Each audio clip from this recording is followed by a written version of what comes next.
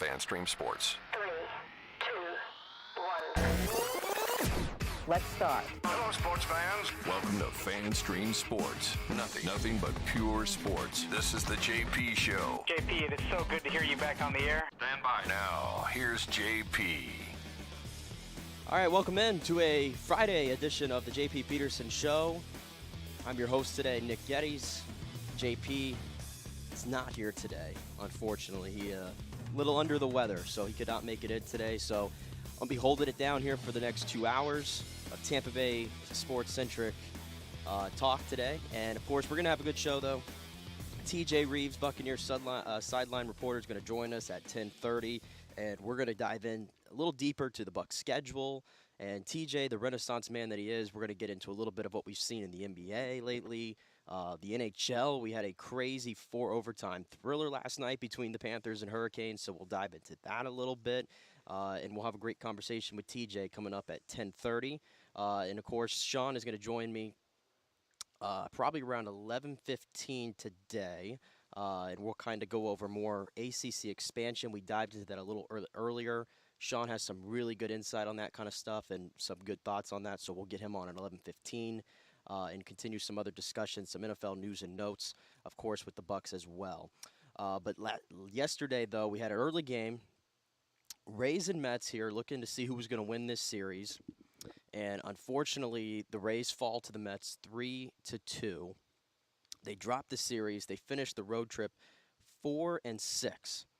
4-6. And what's so alarming, maybe not alarming is the right word, but disheartening rather, is all the last 4 losses they had on this road trip were one-run games, lost by 1 run, and it was the bullpen in every single game. Some to a greater extent than others that kind of imploded on itself. Yesterday was not a great example of that because Zach Littell came in the 6th inning to relieve Taj Bradley after it became a 2-2 game, and it was just a slow roller by Tommy Pham. It is what it is. The Rays just could not hit yesterday, really at all. 4 through 9 in the lineup yesterday for the Rays. 0-4 yesterday. 4 for 9 for the lineup. Just not a good day at the office for the Bats. And sometimes it's going to happen, but the bullpen is still an issue for this team, as we've highlighted, and I expect them to probably make a move when we get closer to the deadline, but we got to get there first. Like I said, 4-6 on the road trip. It's okay, but at least they come home now, and you have Milwaukee, Toronto, and the Dodgers. So you get some home cooking for a while, but you got 3 really good teams coming in here, 3 playoff teams coming in here. So it's not going to get any easier for these Rays. It's not going to get any easier for this pitching staff. And yesterday, at least, we did get to see Taj Bradley. And, you know, I mentioned yesterday before we signed off, I thought this was going to be maybe a challenging start for Taj because it felt like the Rays kind of gave the Mets some momentum for their season the night prior, right? And I was feeling that it was going to be maybe kind of a turnaround for the Mets season here. And Taj got off to as bad of a start as you could probably imagine, loading the bases. He had some command issues, kind of what we've seen with him in Durham the last 3 starts. But he was able to settle down. He made it through 5. I thought he maybe potentially could have gone through 6, but at that point, 86 pitches, you knew the Rays were going to pull him and lead it into the bullpen. But I thought it was a good outing from Taj, and I think he deserves the right to stay in the rotation. They need him in the rotation. I don't see the sense of continuing to throw him back down to AAA to work out these things. I have no problem letting him work it out at the big league level. I think he needs those high-end reps for sure. The one mistake he made yesterday, and it's the same mistake that Peter Fairbanks made the day before, is throwing high fastballs to Pete Alonso, who's up to 16 home runs this season, which leads Major League Baseball. You just cannot throw that guy a high fastball. Can't throw the polar bear high fastball, and Taj is going to learn from that. He made him pay. But again, I thought it was a pretty good outing. All things considered from Taj Bradley. Just gave up 3 hits. I think more often than not, if you give up 3 hits and 2 runs, you expect to win the game. But again, the Rays just could not get it done offensively. The only player who I think stood out yesterday for the Rays offensively was Josh Lowe, and he was the standout offensively for the Rays yesterday, as he was the standout, I think, of the entire road trip which, by the way, if the Rays could play all their games on the road, which we don't want, but I think Josh Lowe would appreciate it because his OPS is over 1,200. Over 1,200 his OPS is this year on the road. That is second in Major League Baseball. Last time that I had checked, he might be in first now based on what we've seen yesterday. But he had another home run, his 10th of the season. He's up to 10 home runs and 30 RBIs.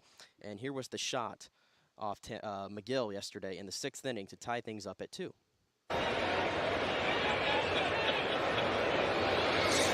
That's a shot back into center field. Nimmo turns around to the track. He'll look up. That baby's gone. Home run to center field off the bat of Josh Lowe. His 10th home run of the year. Yeah, 10th home run of the year for the Rays. And by the way, they are out to a historic start, as we know. But the numbers with this team are just absolutely insane. Now when it comes to home runs, I believe they have 10 guys in the lineup with 5 home runs or more. And now I think you throw 11 in there. I think it's 11 actually. You got 11 guys with 5 home runs or more. The first team in Major League Baseball history, in MLB history, to do that in 50 games. And the Rays did it, I think, the other night in 43. So 11 guys, 5 home runs or more in under 50 games. It is an absolutely insane tear that this lineup is on from a power standpoint. And Josh Lowe, I think, is starting to lead the way. I liked him there in that leadoff spot with Yandy not playing. They kind of gave Harold a shot to be the leadoff guy, and he responded with 3 hits. Josh Lowe responds yesterday with a 2-for-4 performance with a home run. So it's become, you can plug anybody in that position at the moment, and they're going to produce. And I've been saying it, Josh Lowe, to me, is a prime candidate to get an extension. Maybe during the season this year, maybe at the end of the season. I would lock him up probably to one of those 6-year, 7-year, $100 million type dollar deals. I would absolutely get it done. I think he's put himself the main core, the future, whatever you want to call it, of this team, and I would get that done. So that was great to see from Josh Lowe. And let's hear from Josh Lowe, by the way, because he spoke with the media yesterday. Because, again, standout of the road trip, and here was his thoughts on that. The home run for you today, a strong road trip for you, but we'll start with this game. What do you guys kind of chalk this game up to in the last couple losses? Just kind of move on. They played us tight today. They came back and had some big hits yesterday. Yeah, I mean, we just didn't get the big hit today and get the few guys on and get the big hit in that moment. But, you know, we'll come out tomorrow and get after it. You've had such a strong start to the season, but particularly this road trip. Has there been anything particular clicking for you at the plate that's allowed you to put up these numbers? Maybe I just like New York. I don't know. No, I'm just trying to stay within myself. And like I've been saying all year, just getting good pitches to hit, putting swings on those good pitches over the plate. Nice to get back home after this trip because you got a big homestand coming up. Yeah. I was kind of saying it today. I forgot we even went to Baltimore on this trip. It was a long trip.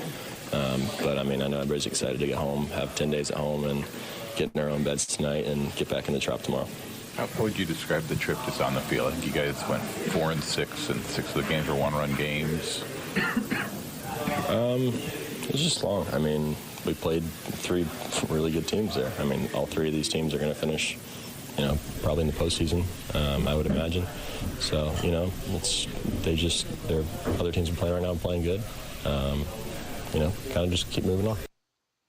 Yeah, that's kind of the encouraging thing. As disheartening as I said it was that it's been the bullpen that's kind of been the issue. And obviously, if you've been paying attention to the Rays, we're not used to having bullpen issues, right? So we're not coping with it well right now. I know there's a lot of fans who are going crazy on social media, and they're calling for trades right now. Nobody's making trades in May. Unless you want to give up Kyle Manzardo, which you don't want to do, and unless you want to give up Taj Bradley, nobody is making those trades in May. They're going to have to kind of just ride this out at the moment. They're going to have to hope to get some guys back. Obviously, you got Fairbanks back. You're going to have to keep this guy in, I guess, 70-degree-plus weather, and that's going to be good for the summer. That's a real thing. That is a real thing that I have to say that now, that I'm looking forward to the summer so Peter Fairbanks can pitch in 70-degree-plus weather now going forward, because we've already established that he can't pitch in the cold, right? We've already established that. But for right now, they've got to ride this bullpen out and hope that they can turn it around. You're not making a deal this early in the season. That's going to be something that happens around July. And as to Luke W's point here, this bullpen needs to settle. It's just a constant cycle of guys in and out. But Ryan Thompson is a mess. Yeah, Thompson has been a mess. You're absolutely right about that. I don't think he has much faith in his pitches right now. Thought he may have turned a corner a little bit last year. And the other thing to consider here with the Rays, they have played a lot. I mean a lot of baseball. I think they've only had one off day, believe it or not, one off day since April 29th.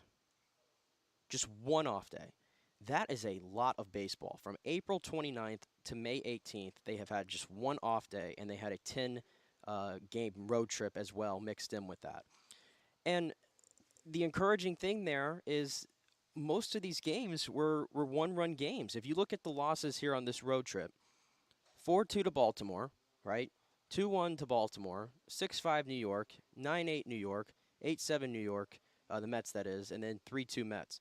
So 5 of the 6 losses were one-run games. That was it. And the other one was a 2-run game. This team's not getting blown out, right? They're in every single game. It's literally just been some bullpen issues that have cost them on this road trip, really. That's it. So if you're looking for things that are wrong with this team, listen, they're still 33 or 32-13 rather. Tops in Major League Baseball. The Orioles are starting to come back down to earth a little bit, right? I think they're 6-6 in their last 12, so they're not winning they're not keeping score with the Rays like they were kind of a couple weeks ago. So you still have a decent little margin there in the AL East. You do have to worry about the Yankees, who played the Rays tough, and they're coming on 7-3 in their last 10, and I believe they just won 3 out of 4 in Toronto against the Blue Jays. So the Yankees, and they have yet to really even get as healthy as they could be. So you got to worry about the Yankees. And even as Luke W. added here, bright side is the pen has maybe 4 guys who could be in the pen in July, August: Armstrong, Kittredge, and the 2 kids, Colby White and Evan Reifert. Yeah, I know they're excited about White and Reifert. I'm pretty sure that potentially we'll see those guys eventually. Kittredge is the wild card there. Andrew Kittredge, we forget, was an all-star in 2021. He was the best guy they had in this bullpen. Then he has the Tommy John. Hopefully, maybe you can get him back in July. Maybe you get him back in August. But definitely, that's a high-leverage guy that would work. Sean Armstrong,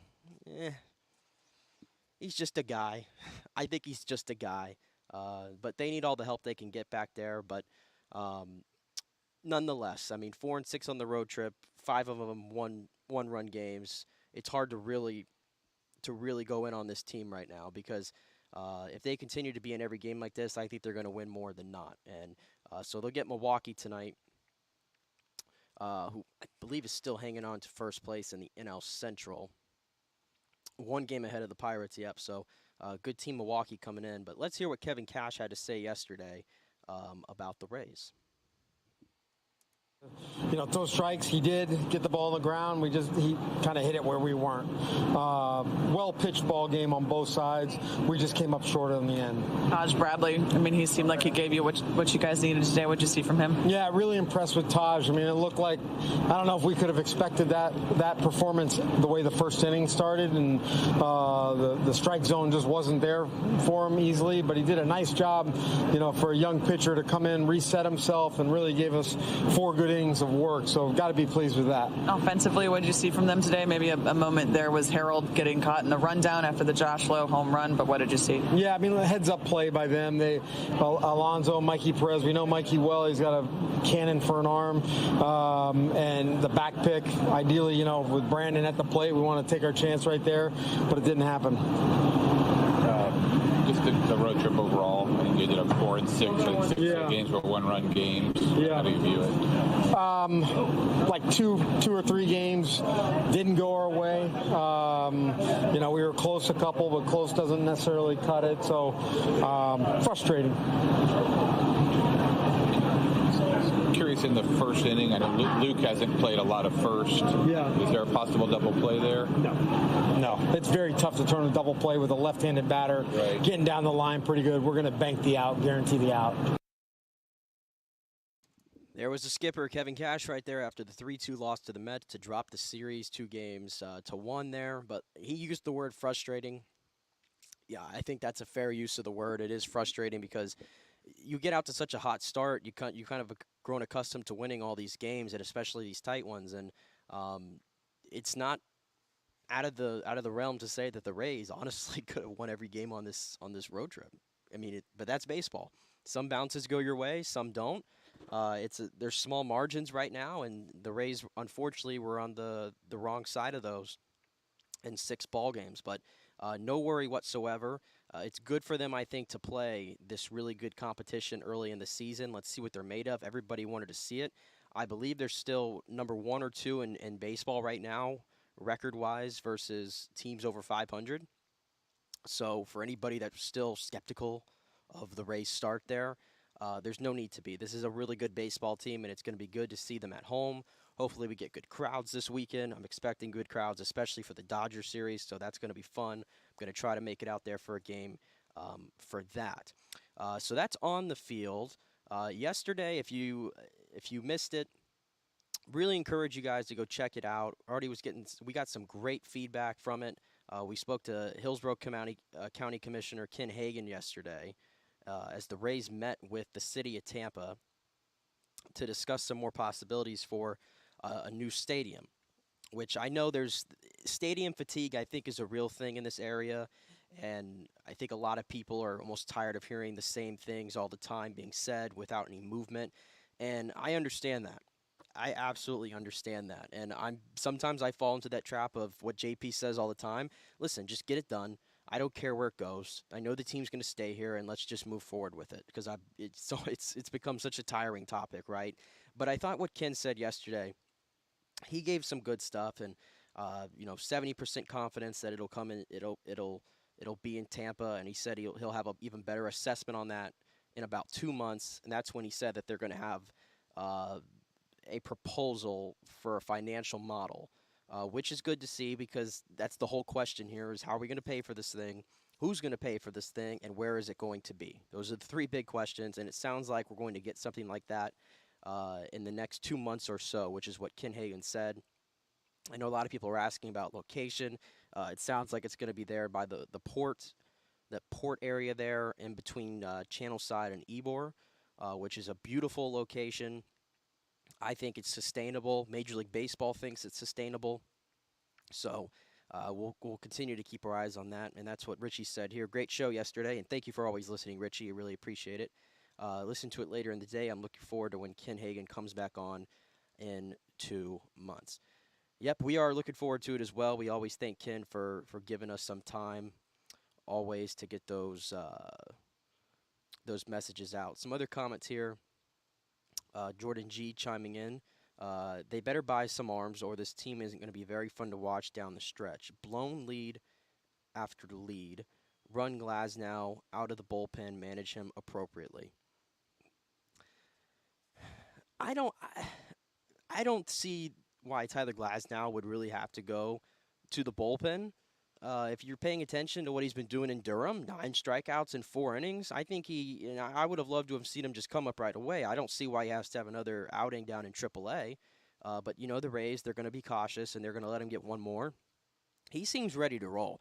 So I don't think they need to put him in the bullpen by any means. I think they need him a lot in the starting rotation right now because they're kind of piecing it together there.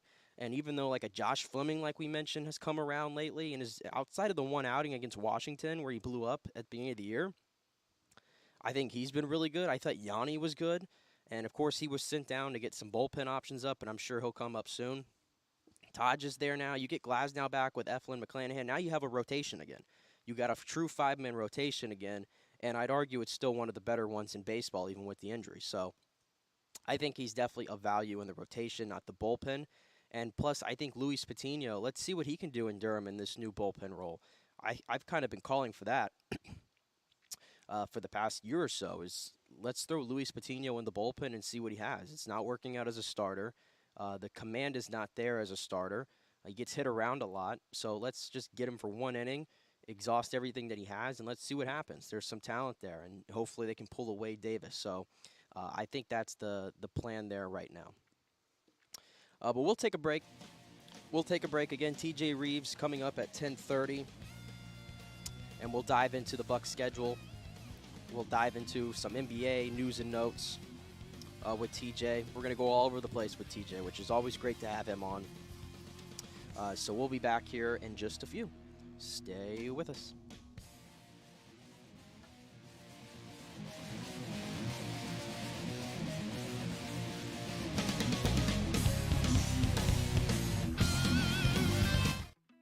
Guys, are you experiencing those feelings of getting older, lower sex drive, fatigue, hot flashes, moodiness, or you just don't feel like you had the vitality you once had? It's a chronic problem here in the United States. You're not just getting old, it's likely low testosterone. Studies over the last 20 years show a shocking decline in younger males aged 16 to 39. Older men have seen a sharp decline as well, so do something about it. Go see my friend Christopher Lugo at Bay Area Modern Medicine. Look, testosterone replacement is not a frivolous treatment. It takes a professional, targeted approach that focuses on total body wellness, vitality, and emotional stability, not a one-size-fits-all approach like many clinics use. They will monitor your blood work and adjust your treatment as needed for optimal results. Folks, I've been on testosterone therapy for over 6 years, and it is a life changer. You will feel and look better than you did 10 years ago. Give them a call at 844-977-3477 or go to BAMMC.com. Tell them JP sent you for priority scheduling. That's 844-977-3477 or BAMMC.com. JP here for the Jeeves Law Group. Have you been injured in an accident, in an auto accident, truck accident, motorcycle accident, at work, or at a place of business? Well, call the Jeeves Law Group and get the personal attention that you deserve. I made the mistake many, many years ago with going with one of the bigger law firms, the national law firms. And let me tell you, getting a call back from those folks was next to impossible. Weeks and weeks would go by, never get a call back. That doesn't happen with the Jeeves Law Group. Personal attention is what they're all about. When you call the Jeeves Law Group, you will be part of the family. They will represent you in a vigorous and aggressive way against the insurance companies. These larger companies will promise bigger settlements, but it's the Jeeves Law Group that will get you the best results. If you're tired of dealing with these bigger law firms, check out the Jeeves Law Group. Go to JeevesLawGroup.com, tell them JP sent you, get a free consultation. It's the Jeeves Law Group. Scott Jeeves has been representing clients in the Tampa Bay area for over 25 years. Give them a call. It's a free call, 727-894-2929, 727-894-2929, or go to JeevesLawGroup.com. During COVID, over 1.7 million people were added to the Florida Medicaid rolls, but as of April 1st, 2023, most of these people may not be eligible for the Medicaid coverage and will lose their health plan.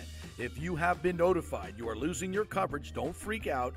It's very likely you can apply for a federal subsidy under the Affordable Care Act. Just call 877-652-0244. Our representatives will walk you through the whole process, get some basic information on your income, number of kids, and then they'll find a plan that best fits your needs. In fact, with the new laws, 90% of Americans qualify for reduced or free health care. You can select great plans like Florida Blue, that's my carrier, love them, paying $800 left after making the call. 877-652-0244. Our highly trained professionals know all the intricacies of the new laws. They will do all the work. You save tons of money. So if you're being dropped from Medicaid, fear not. Call 877-652-0244. Get real health insurance, free doctor visits, free blood work, no deductibles. 877-652-0244. All right, this is for all you guys who don't want to go to the gym and do 5,000 crunches. At Bay Area Modern Medical Center, you can get on the new True Body machine where you can reduce fat and tone up your muscle. It's like doing 54,000 crunches in just 15 minutes. Define your body as you see fit. True Body offers personalized muscle stimulation that delivers the equivalent of those 54,000 crunches in just 15 minutes. Just get in touch with them at Bay Area Modern Medical Center, BAMMC.com. Chris Lugo and the team over there will set you up on True Body and get amazing results. Non-invasive with comfortable and little to no pain and zero downtime. You can isolate and target those areas that you want to improve and treat multiple areas simultaneously. It's an amazing machine, so check it out at Bay Area Modern Medical Center, BAMMC.com. Well, Fitz the mortgage guy did it again. A listener heard his ad, was going to another big bank, but called Scott Fitzgerald at American Mortgage Services of Tampa, and Fitz saved him $618 on his monthly payment. Are you kidding me? Folks, that's big money. Rates are going up, they're going down, they're going all over the place. Scott will shop your loan and save you lender fees and get the best rates. Email him, scott@amstampa.com, or call 813-294-7595. That's Fitz, the mortgage guy.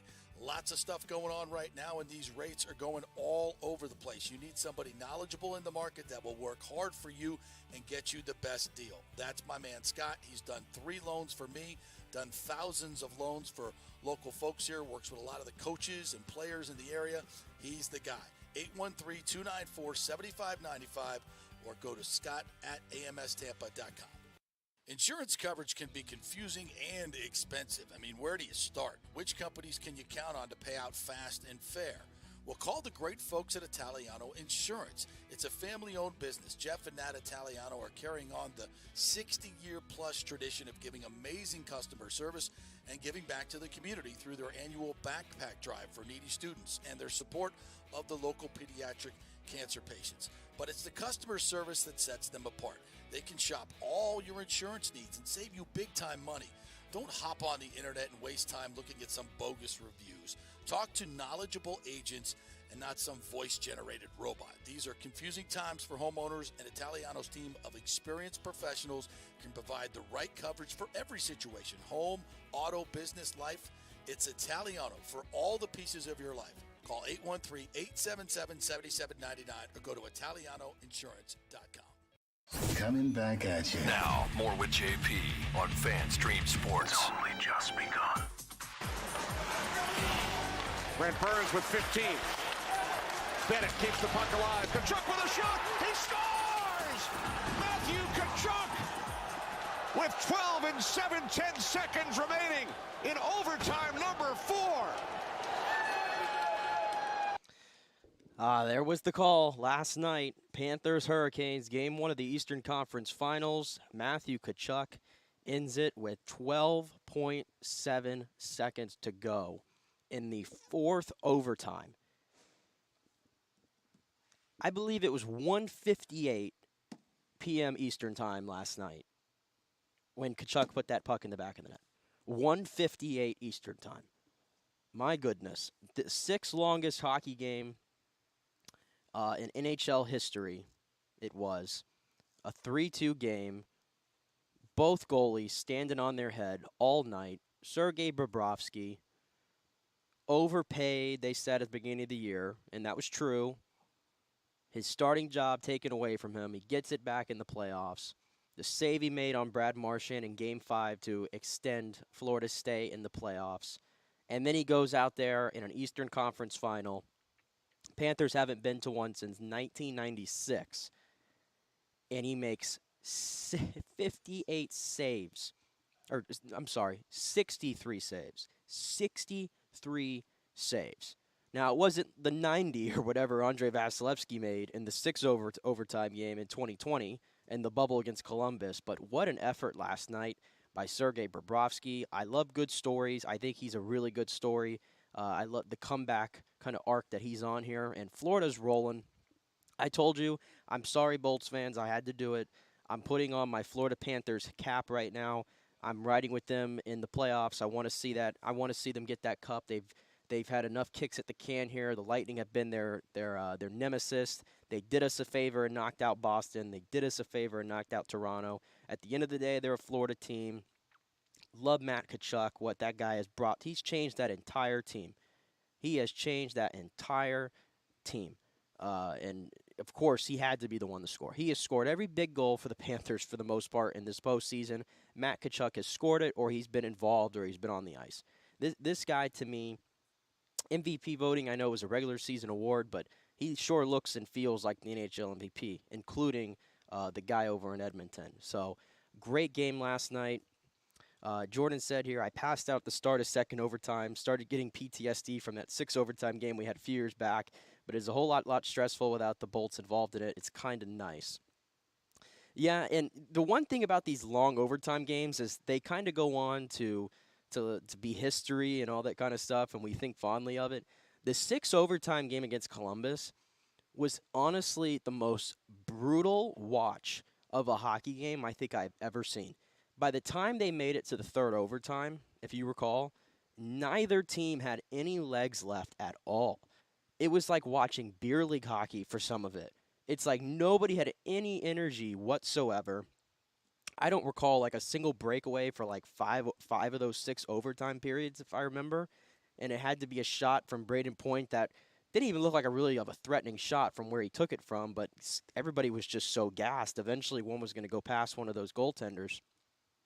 So I actually thought that was a slug of a game to really get through. Last night I thought was a little bit easier, to your point, Jordan, because it's not your team, right? So you can just kind of sit back and enjoy it. Yeah, like you, I did not make it through the whole game. I did not make it through the whole game. 1:58, 2 o'clock. Let's just call it 2 o'clock in the night. Yeah, that was not for me. I made it through about halfway through the third overtime. Is about when I made it through, where I just completely nodded off. And I think even if the Lightning were playing, I probably might have nodded off. I'm historic for falling asleep during certain games that are late. So that was not for me, but still a great game. Panthers go up 1-0 in that series, and that's a killer. I mean, whatever team was going to lose that game, that's about as gut punch can get. It really is, especially if you're the home team and you lose that game. You're the crowd that stayed there for 6 hours just about to watch that game. That is just terrible. That's just terrible. But still, a lot of excitement there. Hopefully we get a much shorter game in Game 2. And then tonight, the Western Conference Finals are going to kick off. The Stars and the Knights getting it done there in Vegas. I believe Vegas has the home ice, right? Yeah, Vegas has the home ice. So, yeah, 8:30 tonight, Vegas at home against Dallas. So we'll see what happens in the Western Conference. So should be a fun watch tonight. I'll give that a watch. All right, we'll take another break, and TJ is going to be coming up with us here in the next few minutes. So stay tuned. Buccaneers sideline reporter TJ Rives coming up next.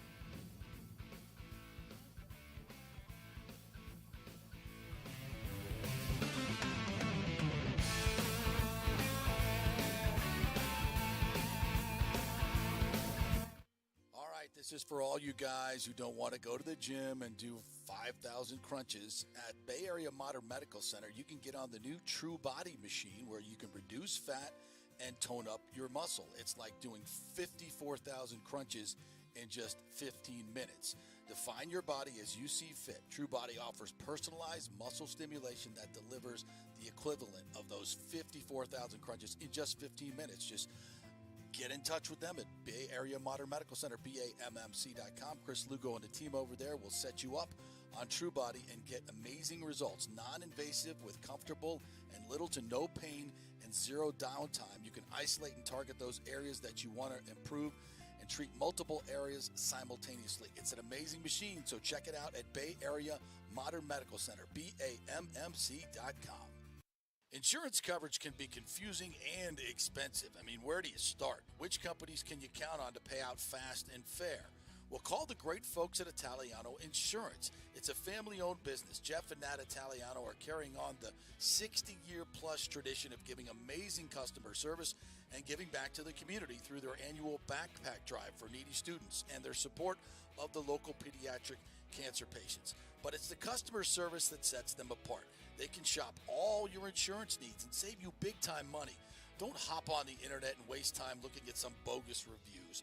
Talk to knowledgeable agents and not some voice-generated robot. These are confusing times for homeowners, and Italiano's team of experienced professionals can provide the right coverage for every situation. Home, auto, business, life. It's Taylor 2-1 favorite over under 8.5. 877-7799 or go to ItalianoInsurance.com. Let's go. Nakatani 4.5 to 1 favorite. All right, welcome back to the JP Peterson Show here on a Friday. Nick Getty's holding it down as JP is feeling under the weather, so he could not join us. But we are joined now by a very special person. That is Mr. TJ Rives, Buccaneers sideline reporter. TJ, how you doing today? And thank you for joining us here. Am I very special? I think you're very special. Is that how this works? Yes, I think you're very special. So thank you. All right. So from a technical standpoint, I'm still hearing myself, like coming back to myself. Oh, yeah, I got just you. to let you know. Yeah, I got you. Not that I don't enjoy hearing myself once, but I don't need to hear it more than once. So thank you. That all works out on that. How you feeling on a Friday? You okay? Yeah, I'm doing my best here to hold it down. It's a lot different of a dynamic when you're kind of, talking to yourself. It feels right, when you're in the chair. Yeah. Right. Yeah, when you're in the chair and you're pushing every button and you're playing all the sounds, and then you have the technical error that you called out there because your mind's all over the place.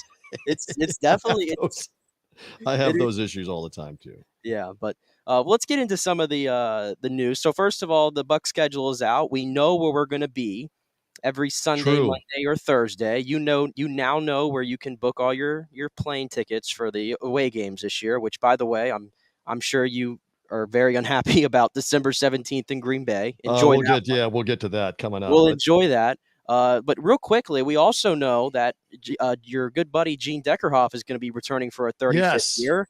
He announced that yesterday. Do you have any insight for us how he came to that decision? How excited you are to work with him for another year? Well, look, it's going to be his 35th season, and he is a Hall of Famer. And make no mistake, he gets to decide his time frame on when he wants to stop doing this. Now, he elected to stop doing Florida State football, basketball, and all the shows associated with it a year ago.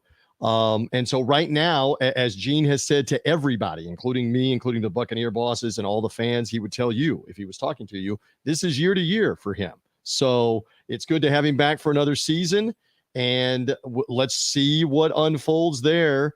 But he is the soundtrack of Buccaneer football, going all the way back to the late 80s. And when Buccaneer football got really good, as you know, Nick, you weren't on the planet yet, but as it got really good with the pewter uniforms and Tony Dungy and Derek Brooks and Warren Sapp and John Lynch and Rondé Barber, all those guys, by the way, in the Hall of Fame, Mike Allstott, that whole crew, moved forward to John Gruden and the Bull, Brad Johnson, who you have on the show all the time, to win the Super Bowl, and now come back around to the Tom Brady, Bruce Arians Buccaneers with Mike Evans and Levante David and the whole crew. Gene is the soundtrack for all of that for the last 35 years. So yes, it's fantastic to have the Hall of Fame voice of the Bucs still be the Hall of Fame voice of the Bucs. And yeah, and as for the schedule, I think we talked about in advance, I think I did with you guys, but I believed all along, privately and publicly, that Eagles game was going to be a Sunday night or Monday night game. Yeah.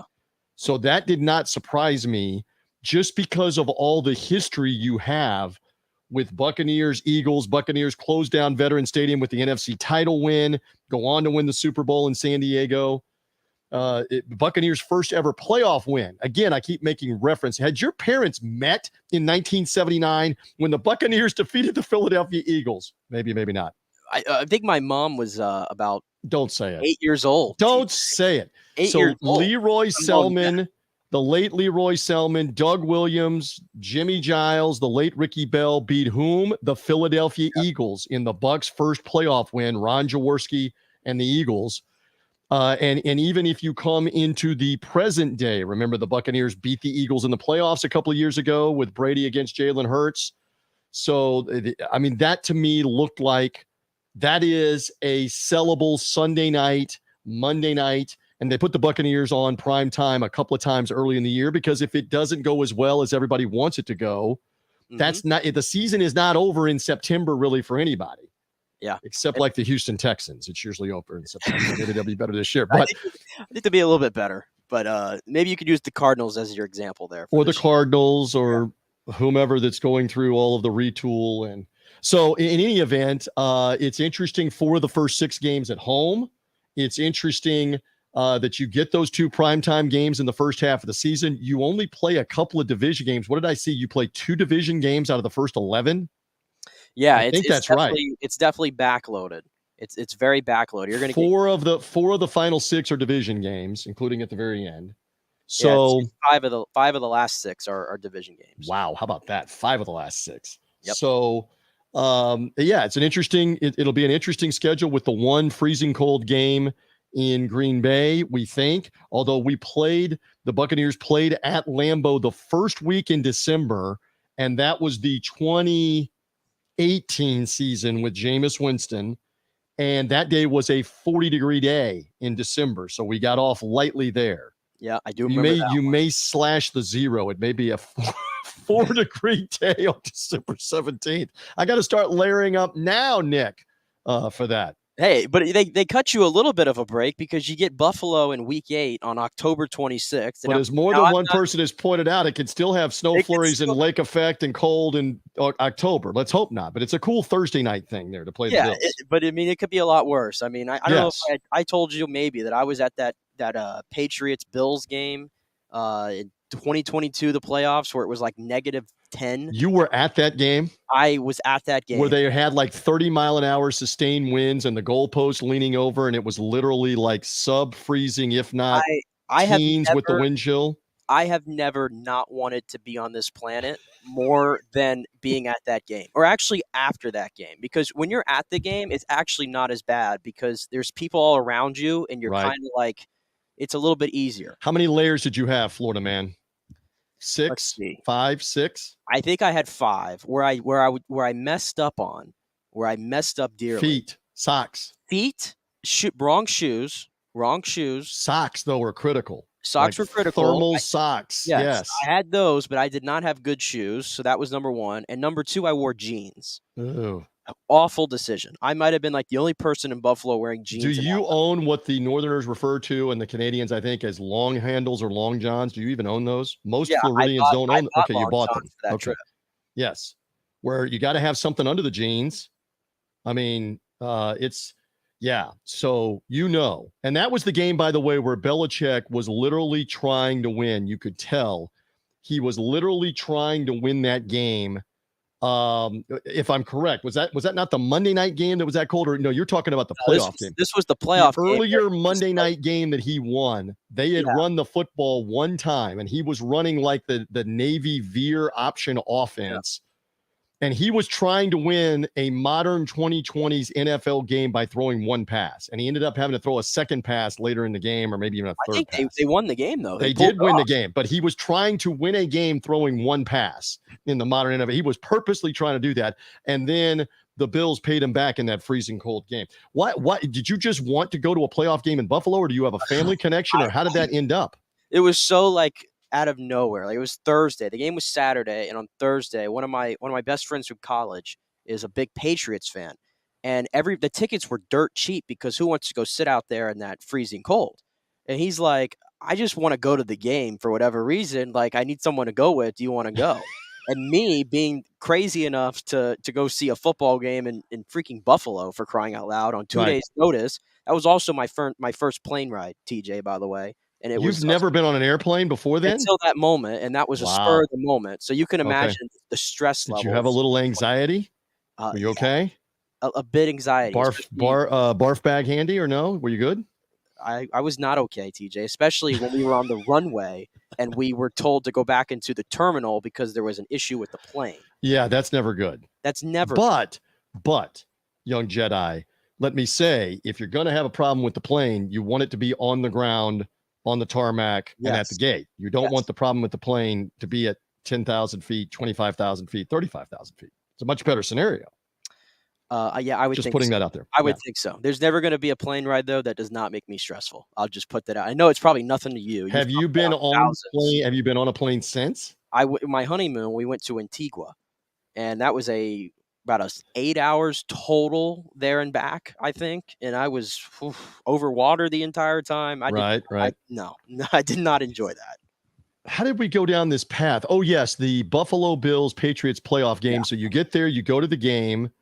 Did the Bills Mafia welcome you? You weren't in Patriots stuff. You're not a Patriots guy. I assume your friend was. My friend was in a Patriots gear. He's in hostile territory there. And he should have taken it off and thrown it and stepped on it and played the role of a Bills fan, because we were not treated nicely. I think I said it on the show at the time. I'm never going back to Buffalo for any reason. That is the worst city in America. I've established it. I mean, it was like after the game was over, this is what I was saying was the worst part, is the game is over, and now you have to find an Uber or a taxi to get home. And when it took an hour and a half. Mm-hmm. Hour and a half. The roads around there suck. Okay. Well, right. It's in a neighborhood, as you know. And it was $120 for an Uber back to the hotel. How far? By the way. How far? About 20 minutes. $120 for an Uber. $6 per minute. Yeah. But for those for that an hour and a half of waiting for the Uber, it's just standing still in the cold. I had frost all over me. I thought I was going into hypothermia. It was awful. It was awful. You were like Luke Skywalker in The Empire Strikes Back, to make the metaphor. Yeah. You were in need of rescue. Yeah. But anyway, hopefully it won't be that chilly. The Bills are good. Obviously, it's still a bad taste in their mouth that they came down here and it was the wild game with the Buccaneers. Remember, we're winning in the 2021 season by 21 points, and the Bills come roaring back in the second half and get the game tied. And I thought we're going to have a chance to win the game, but the Buccaneers ended up stopping them. They kicked the field goal. They tie the game, go to overtime, and Tom Brady to Brashad Perriman over the middle. Perriman did the rest. And I'm on the sidelines going, happy post-game show, happy coaches show with Bruce Arians. We're happy for all of that. Yep. With the Bills. That's the last time they played the Bills. Hey, to your point, just real quickly back to the Eagles game, which, by the way, if my memory serves me correctly, we got a 4-game winning streak going on against the Eagles. The Jameis 5-touchdown game in 2015. Yes. The Fitzmagic game, round 2. Yes. Two incredible games. By the way, it still stands that Jameis is the only, I believe this is the case. You can fact check me afterwards. He is the only rookie quarterback ever in the history of the NFL to have a 5-touchdown pass game under the age of 23. That is true. I do not believe he was 23 yet. Yep. When he had the 5 touchdowns. He had 4 of them in the first half of that Eagles game. Yep. And then, of course, Fitzmagic, the 400-yard game against Philadelphia in the opener, where like the second play of the game, or maybe in the first play of the game, is the bomb to Deshaun Jackson. Yeah. And the Eagles should have just gone and gotten on the bus when that was over with. And he then became, he not only was the first quarterback to ever throw for 400 yards on the opening day of the season, the next week he threw for 400 again and became the first quarterback, and he's still the only quarterback in the history of the NFL in the first 2 games of a season to throw for 400 yards. So, and he actually did it the third game as well, in the game with the Pittsburgh Steelers on Monday night. Fitzmagic, 400 yards the first 3 games. But the first one was against the Eagles, to your point. We got a lot of good mojo against Philadelphia. So Eagles. doesn't it feel then perfect? Like that has to be the Rondé Barber induction. Like that has to be when that Monday night. I mean, some things are a layup, right? Oh, absolutely. There's a layup and then there's a Shaquille O'Neal dunk. Yeah. Or a Yao Ming dunk. Yeah. Yes. They're going to show that moment. They're going to show that moment of him picking that pass off and then fade up to Rondé standing there in front of the podium and being in the Ring of Honor. I know. It's a little bit. I haven't confirmed that yet, but it makes total sense. It's I'm perfect. with you. I'm more so looking like, where's my creamsicle game at? It makes sense for an NFC North opponent, right? But you got Green Bay on the road, so that's not happening. Maybe the Lions in the home game. Yeah, Lions week 6 kind of seems perfect. I mean, you were around. I don't know if they would do it Bears week 2 that early. Yeah, that's a little too early. And again, I say this to the FanStream JP audience with Nick filling in. Believe it or not, they don't consult with me on these things over like coffee and donuts. Jason Light, and you're having your coffee right there. The Glazers, they don't consult with me on when the throwback game would be, because I've been getting lots of, hey, when's the game? When's the throwback game? And I don't know. But you make a good point. Just connect some dots that maybe it is an old NFC Central opponent like Chicago or Detroit that they would do it against. Then again, maybe they save it for a game with the Saints. They did wear the throwback orange in a game against the Saints. That's the game. Yeah. Is that the last time total? Yeah. That was the So last maybe that's what it'll be. Maybe it'll be a game against the Falcons. They would always play the Falcons in the 80s, in the early 90s when they had the orange. So I don't know. I don't know when that's going to be. I look forward to it though. I have always, as Doug Williams, speaking of him, and Jimmy Giles, and even Leroy always said, we never had a problem winning in the orange. In 78, 79, 80. It can be done. It can be done. Yes, you can win in the orange. We'll switch gears a little bit from the Bucs, because I'm itching for football. I mean, we got 4 months to go until we get to the season. Let's freaking go. The draft is done. We're kind of like in this holding pattern right now. Let's get there. But until then, we have the Rays to keep us excited. I know you love your Rays. Unfortunately, they drop a 3-game set to the Mets, 4-6 on the road trip.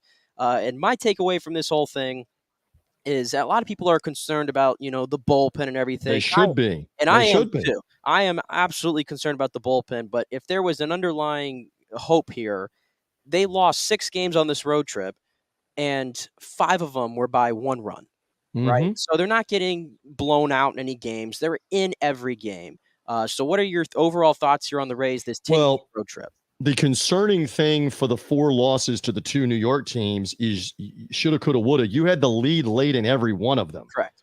And then to give that game back on Wednesday night, right? To give that game back when you are up 3, 2 outs, 2 strikes, and give up the tying home run. And then you're up 2 in the extra innings and give up the 3-run home run to Tampa's Pete Alonso, Plant High School's Pete Alonso.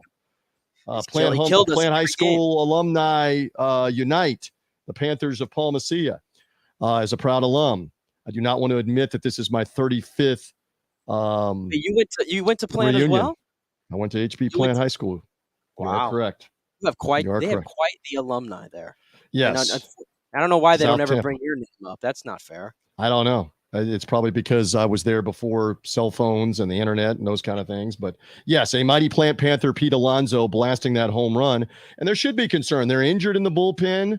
But still, you're playing with house money right now with the way that they've won and the offense they have. And let's hope they settle back in against Milwaukee. And forgive me because I've been busy this morning. I don't have the full schedule in front of me. It's Milwaukee and then what as they come back home? It is a murderer's row. It's Milwaukee, who's in first place in the NL Central. It's Toronto, who's a playoff team. Yeah. Coming off not a great series against the Yankees. I was going to say the Yankees just beat them up. Yeah. And then you get the Dodgers right after, who are playing the best baseball lights out right now. in the NL. So this is like kind of that period. And then you kind of get a lighter one with the Cubs and Wrigley, a little fun series on the road. But this right here, what we've seen since they started playing Baltimore, this is where we were supposed to see what the Rays were made of. And I think overall, I think they've passed it, honestly. Offensively, they've been in every game. They continue to mash the ball offensively. And I know I caught the show about a week ago, and he's taking heat from every which direction for the something's going on. I'm just saying. Evan Roberts, the yes man sidekick for Craig Carton every afternoon on WFAN. I didn't get a chance to hear them when the Rays scored 373 or 590 runs at Yankee Stadium. And the best was Sunday when Taylor Walls, who's this Taylor Walls? And he hits the grand slam to beat the Yankees at Yankee Stadium when they held on. And honestly, they could have blown that game. Aaron Judge was like one more hamburger from winning that game Sunday with the long fly out to deep center field at the very end with 2 outs in the 9th. So, but still, the offense has continued to mash, and it's incredible. So let's see if that sustains now that they're back home. They relax a little bit.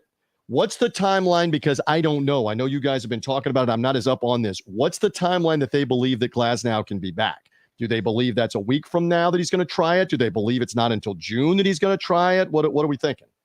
Well, he had his last AAA outing a few days ago, and he had 9 strikeouts in 4 innings, 57 pitches. He looked great. I thought that they probably could have called him up right from there, but they're going to give him another outing. So I think he's probably going to get one this weekend in Durham or maybe Monday.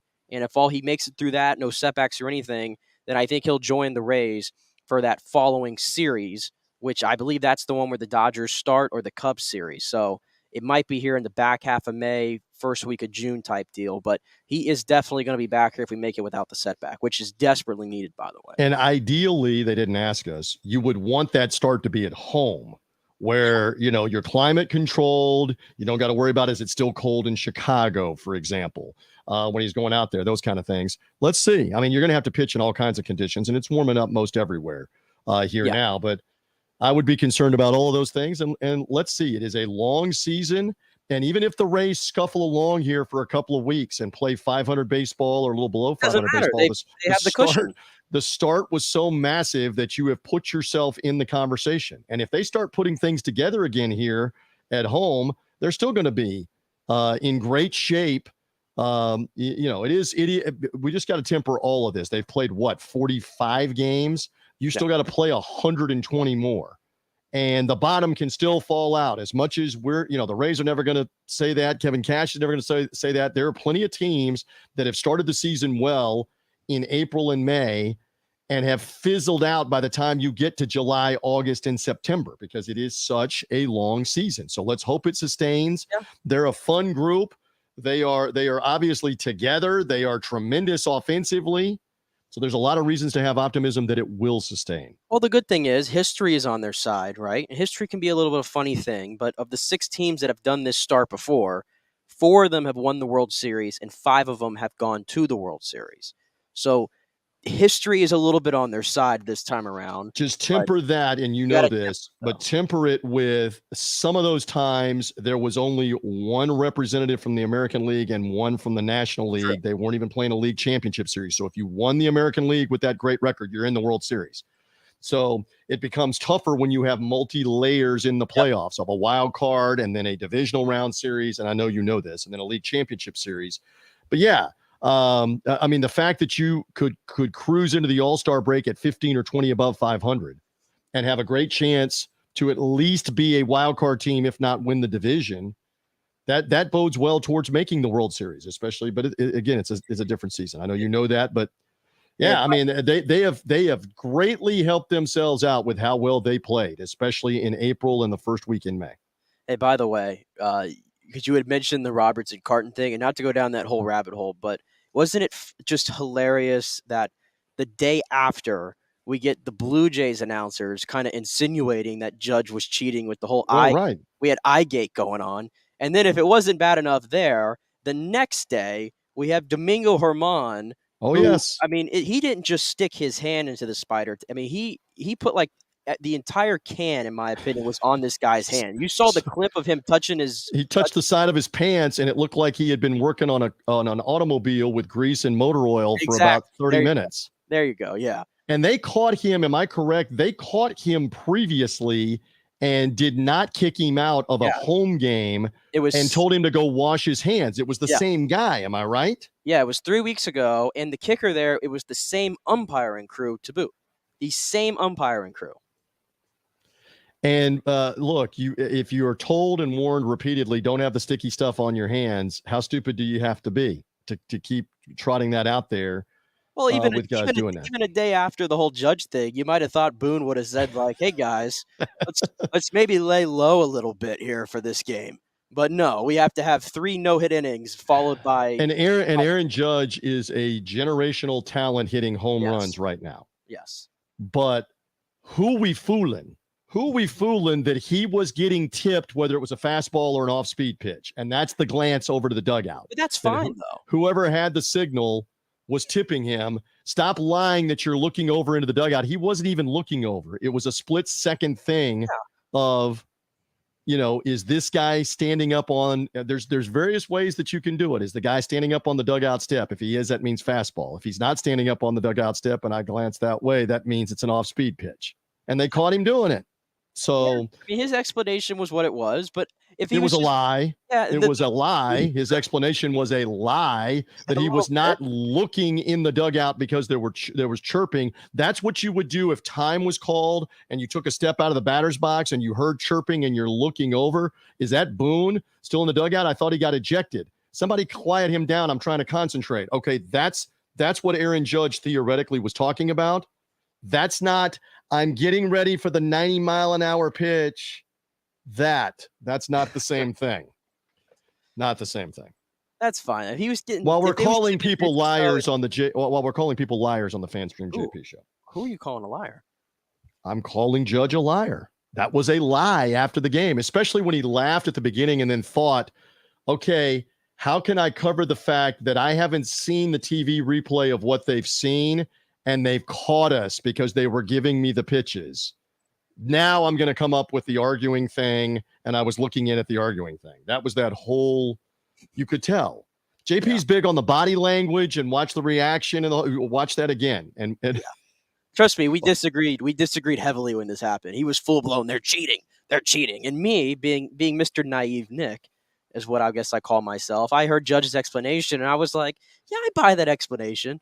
But then this is a team, though, that previously to all the Astros stuff was using the wristwatches, the Apple watches, to send text messages on this is the pitch and then signal the batter that it's off speed or not. So, look, sign stealing has been part of the game.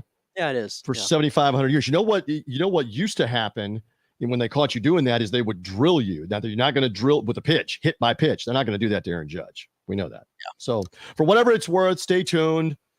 I'm sure the Yankees will come up with something else creative. I still remember doing a bunch of Major League broadcasts with Jeff Nelson, the former Yankee setup man to Mariano Rivera.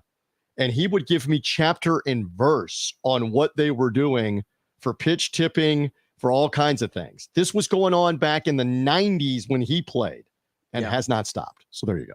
Yeah, it's gamemanship. It is what it is. Let's switch gears a little quick before we wrap up here again. I wanted to get a little bit of NBA because the NBA to me has great storylines right now. I mean, they always have great storylines, but it's been a great playoffs. We saw last night Lakers and Nuggets, but first off, we had a lottery the other night, and I know you're up to speed with your college basketball and things like that. Even though he didn't end up playing college basketball, Mr. Wembanyama, I mean, I was pressing my luck that we were going to get a rerun of the 93 NBA draft, and the Magic were going to have some insane lottery luck, and we were going to run that back again. Pat Williams needed to be in that room. He shouldn't be in Orlando trying to get baseball teams. He should have been in Chicago in that room with his rabbit's foot and his little four-leaf clover 30 years later. That's what should have happened, but it didn't work out. The Spurs get it instead, and you were around, obviously, for David Robinson and Tim Duncan. Why does this team get insane luck? They tank for 1 year, and now they get the generational. But this is what the NBA wanted when they created the lottery back 40 years ago nearly now. And of course, there's great skepticism that they rigged it for Patrick Ewing to go to the New York Knicks in the first lottery when they did the plastic drum with the circular drum and the logos in the big envelopes, hidden in the big envelopes, and drew them out live on TV. And then you mentioned Shaq going to the Magic, followed by the amazing ping pong ball luck they had to be able to get Penny Hardaway the next year. But now bear in mind, the Magic actually took Chris Webber and traded three number one picks and Penny Hardaway with Golden State. Traded flip-flop with Golden State on that. Took Webber for Golden State and then made the trade. And at that time, I had just become a 5-day-a-week sports radio host in this market in 1993. And I kept trying to talk everybody off the ledge that Penny Hardaway was going to be tremendous, that he was going to be the distributor of the ball. He was going to be the counterpart of what you would need, the complementary part of what you need with the big man Shaq. And the Magic rolled for about 3 years. And then Shaq pulled the ejection handle, exercised the out clause, went to the Lakers, and the rest is the rest with that. But anyway, I am all in favor of the lottery because the Houston Rockets, the Detroit Pistons, they were doing everything they could, the Dallas Mavericks, whomever, to tank and lose and have the better chance. And the fact that the Rockets ended up with the third or the fourth pick, and the Pistons were like the fifth pick while losing all those games. 17 wins, the worst record in the NBA by 5 games, I believe, and got the 5th pick. And again, that's what the NBA wants with the lottery. If you are going to tank on purpose to up your chances, we want you on some of the time, if not most of the time, to get burned by doing that, because we are trying to dissuade teams from doing that. And so here's the latest example from them. I wish the NHL took notes because, we had Chicago openly tanking, trading half their team at the deadline. Right. And they had like the third best odds, I think. And of course, they end up getting the first pick. In Chicago, they go from one generational star to the next generational star. It's how it goes. But to the point about Wembanyama, though, there was some wild quotes around this guy. Like, I'm not debating if he's a generational prospect or whatever. I know we love to throw that term around. But when I heard Woj go up there and was like, this is the greatest prospect in the history of team sports. No. Whoa. Settle down. Settle down. First of all, it's not even the greatest prospect in the modern era, because LeBron James would probably be in that category in terms of a prospect as an 18-year-old.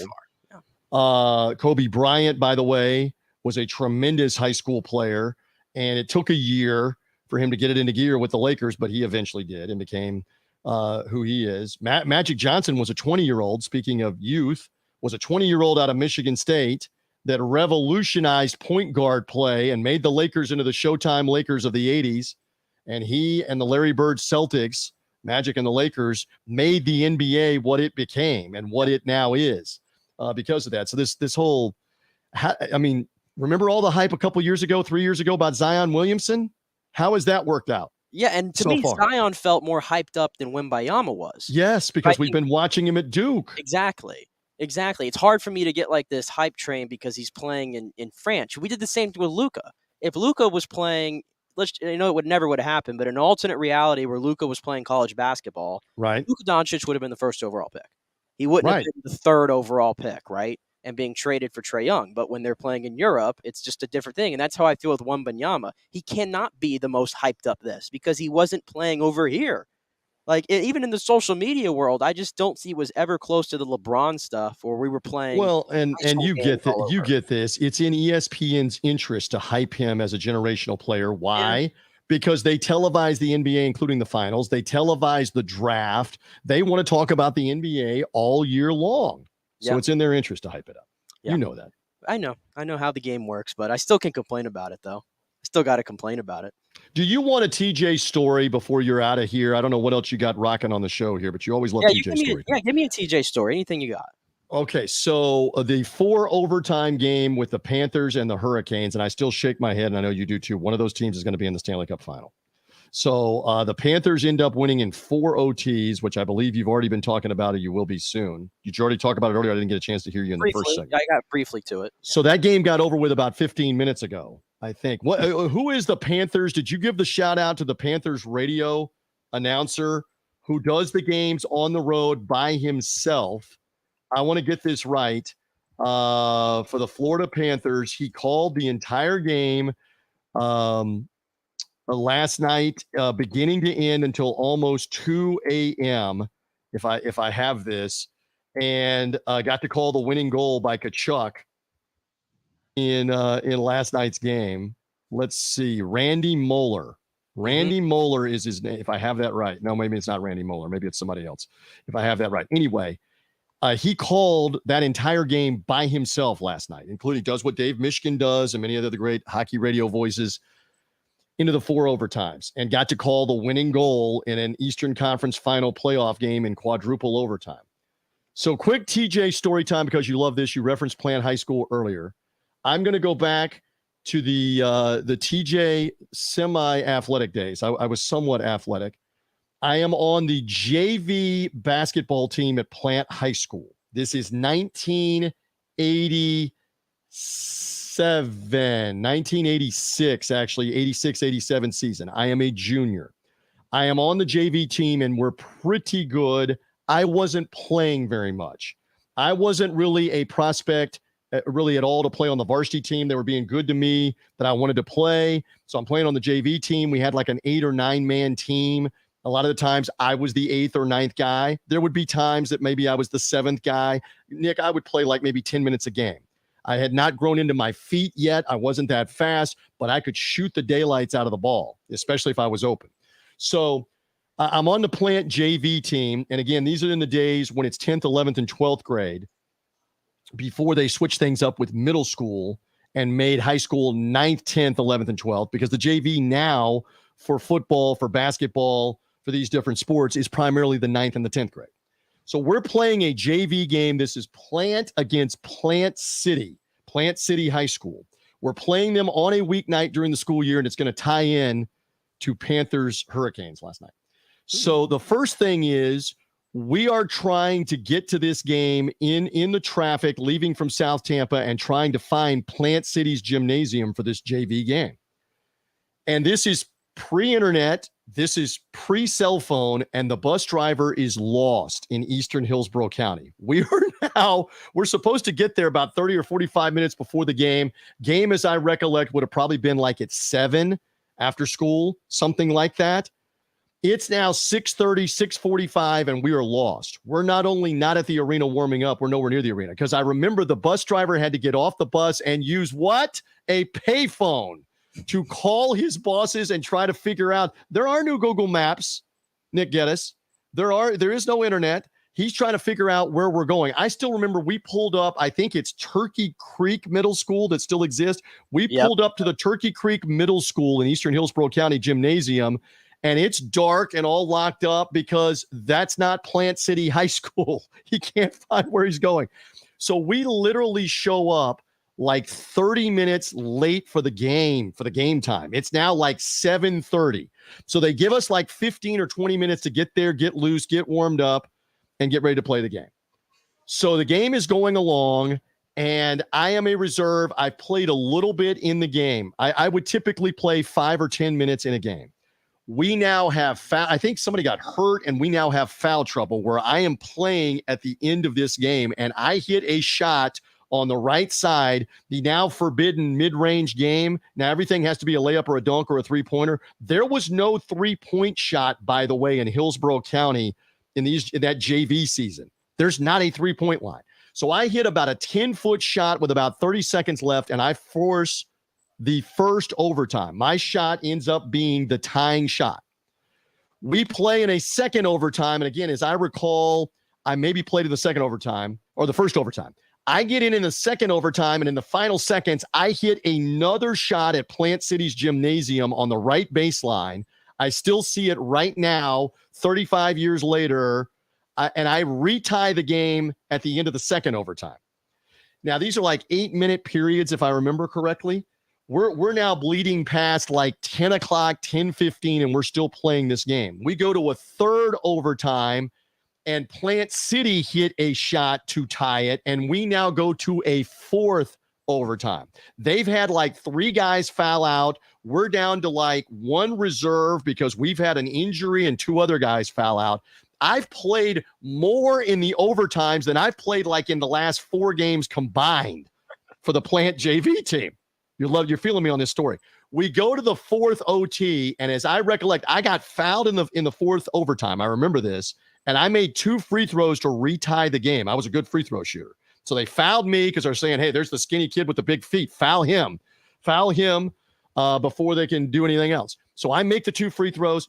And as I recall, Plant City did something, got the lead. We had the ball. I didn't take the last shot. Somebody else took the last shot. We lose. Nick, we lose.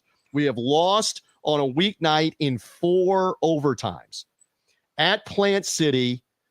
After we have been lost trying to find the game to begin with, that game did not end, as I recollect, till and again, there's no TV timeouts.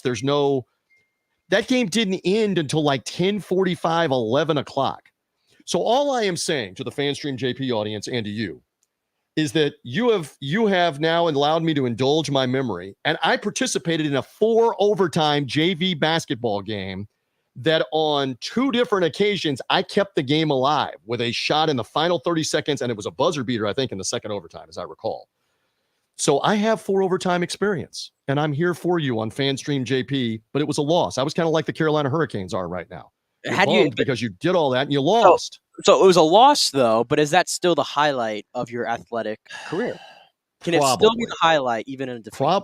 Probably in defeat, because I have that story to tell. I don't have anything nearly that remarkable to tell about my high school athletic career, because I figured out, start talking as much as you can to stick around with sports, because it's not going to be your athletic career. I'll tell you too, if you had no Google Maps nowadays and no phones and all that, and you were still trying to find the Plant City Gymnasium at dark at nighttime, you probably wouldn't find it. You would have trouble. You would probably still have trouble. That's right. In Eastern Hills workout. But that story, everything I just told you is the gospel, pre-internet, pre-cell phones. That's the way that it happened back 36 years ago. And now that's probably the winter of 87, my junior year. I've got my 35th reunion coming up for the class of 88 at Plant High School. How about that? 35th reunion, huh?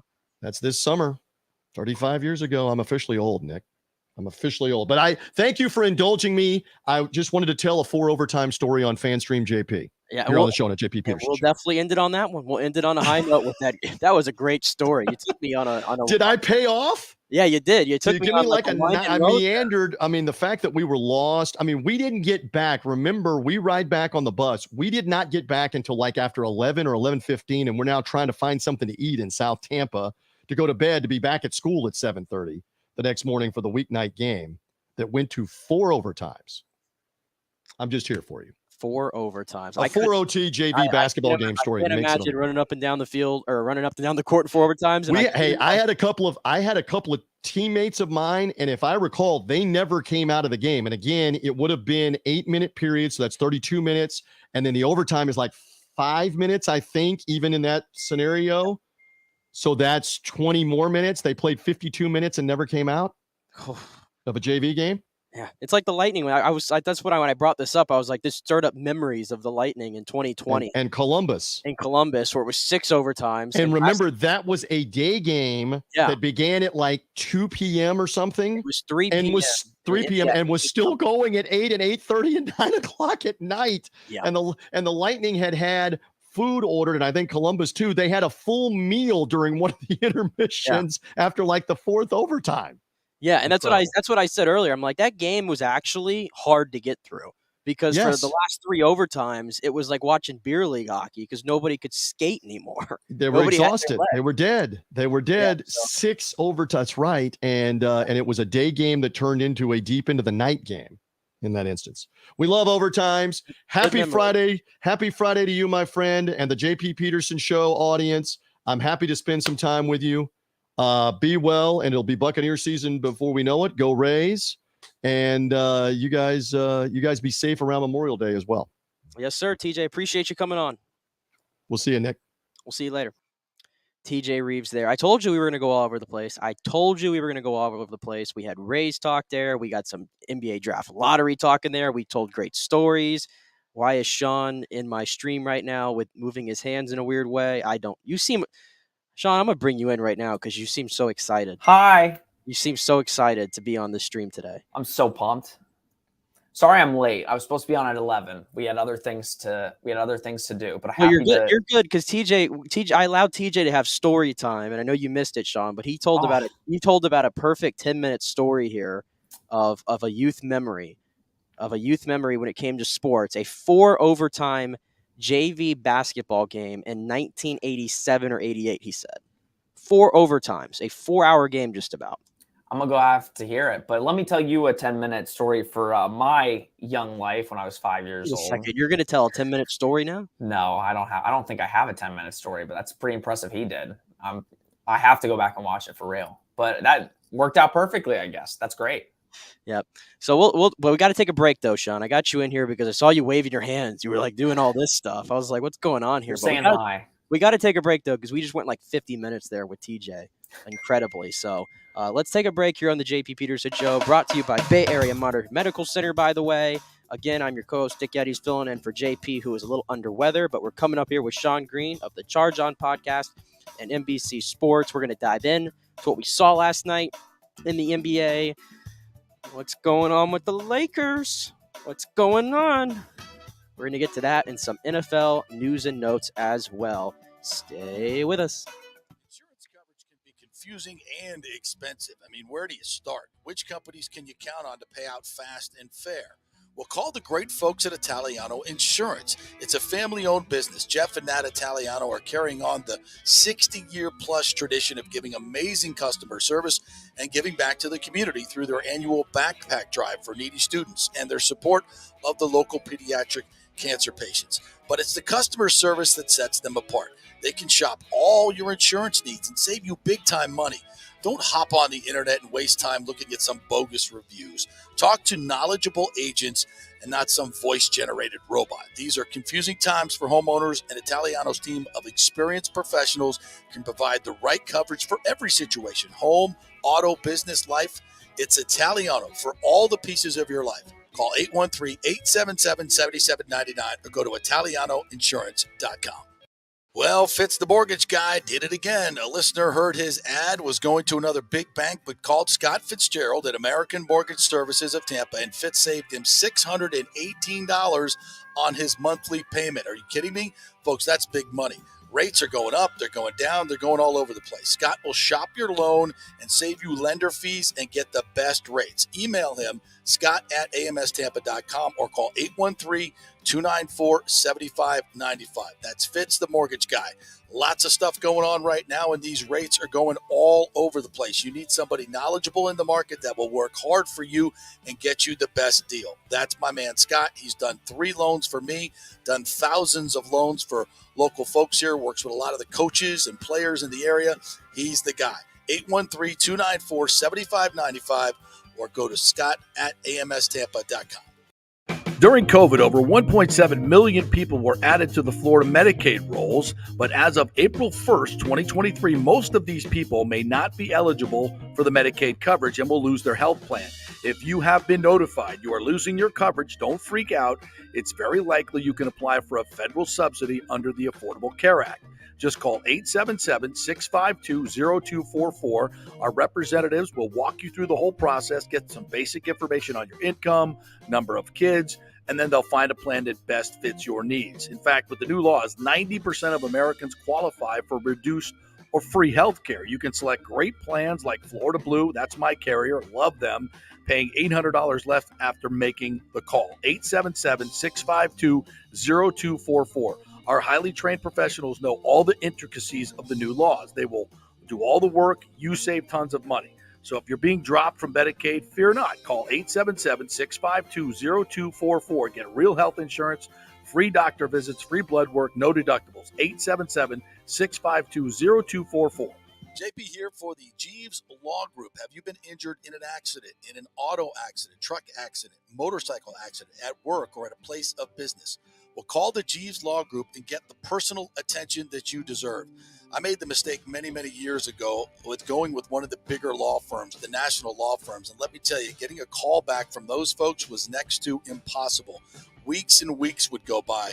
Never get a call back. That doesn't happen with the Jeeves Law Group. Personal attention is what they're all about. When you call the Jeeves Law Group, you will be part of the family. They will represent you in a vigorous and aggressive way against the insurance companies.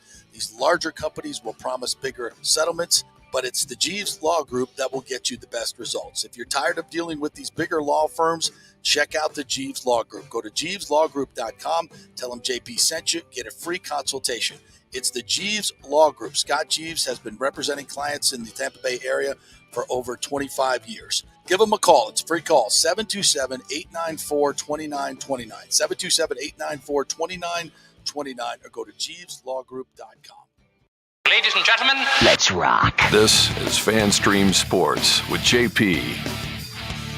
All right, welcome back to a Friday edition of the JP Peterson Show. It's unfortunately not a football Friday. So we got 4 months to go there. So I got 4 months to go, Sean, until we can finally have our football Fridays back. It's still so far away.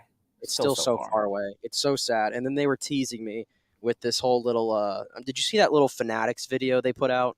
Tom Brady sitting there at that round table, and he's doing his thing, talking to C.J. Stroud, Anthony Richardson, Bryce Young, and I think it was Will Levis back there as well. Which, by the way, Will Levis shouldn't have been there. He wasn't a first-round pick. He's not in the club.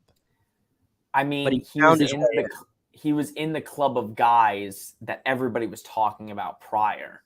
So I feel like I loved it kind of got me pumped up. Every time Brady talks, it just pumps me up.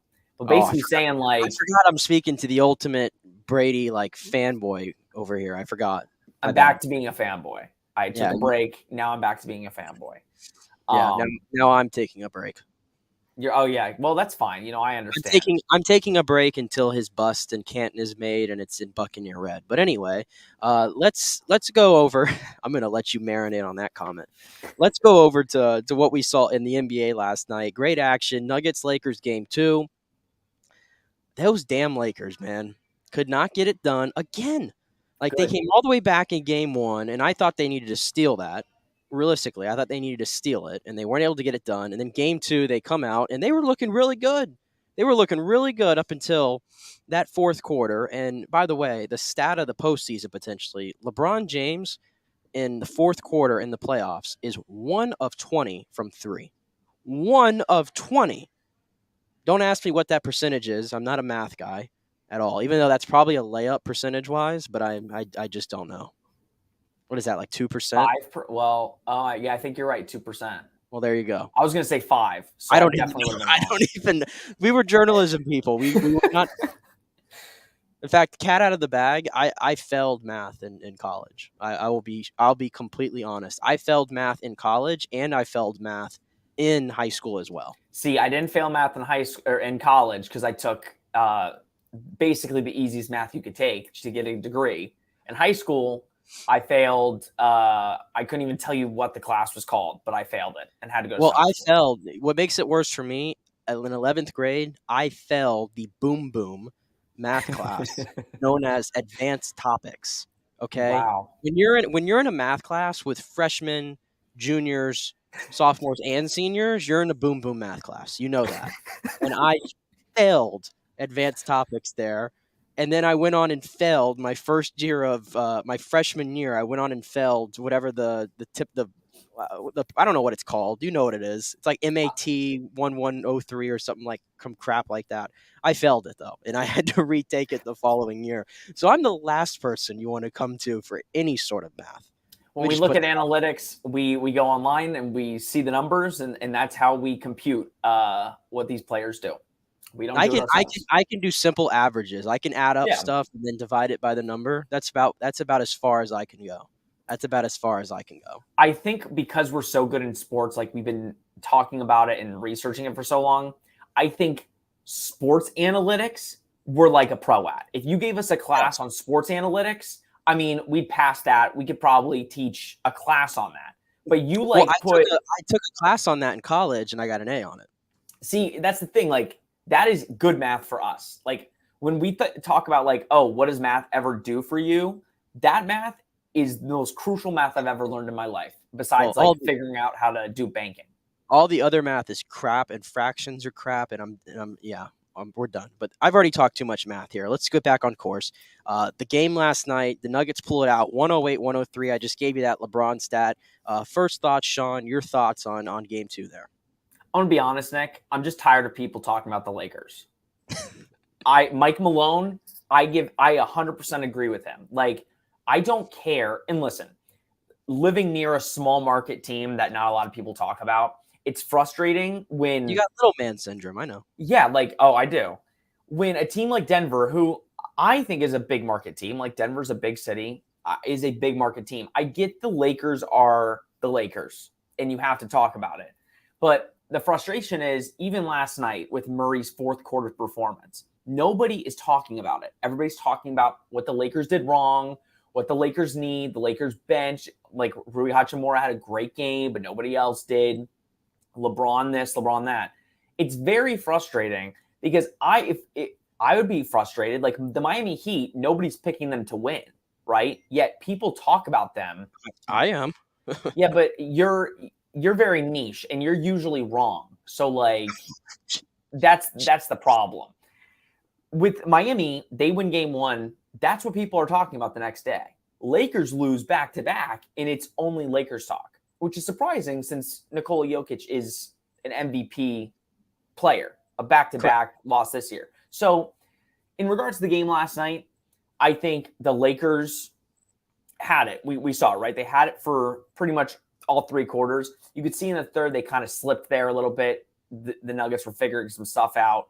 And obviously in the fourth quarter, it was Jamal Murray time. I mean, he took over. He won them the game. I think that was the difference. If you look at the fourth quarter stats, it was Jamal Murray and 3-point shooting. So that was the difference in the game. It was that fourth quarter. And the Lakers are going to need the top performances from LeBron and AD. Like, that's AD was brutal last night. What do you make? 4 shots? Yeah, 14 points, 4, I think, of 9. But that's the thing, Nick. Like, it's this for the Lakers with AD. Like, AD, game 1 looks like Anthony Davis from 2013. And then the second game, it looks like cripple Anthony Davis, where he's not doing anything. So that's why I can't trust the Lakers. That's why I picked the Nuggets in the series, because I was like, you got to get 4 great games at Anthony Davis to win the series. Because this is not the LeBron show. This is the Anthony Davis show. They have to run things through Anthony Davis and not LeBron, right? And can Anthony Davis give you that? Can he give it to you 4 games? 4 games out of 7, that's all I'm asking. I don't know.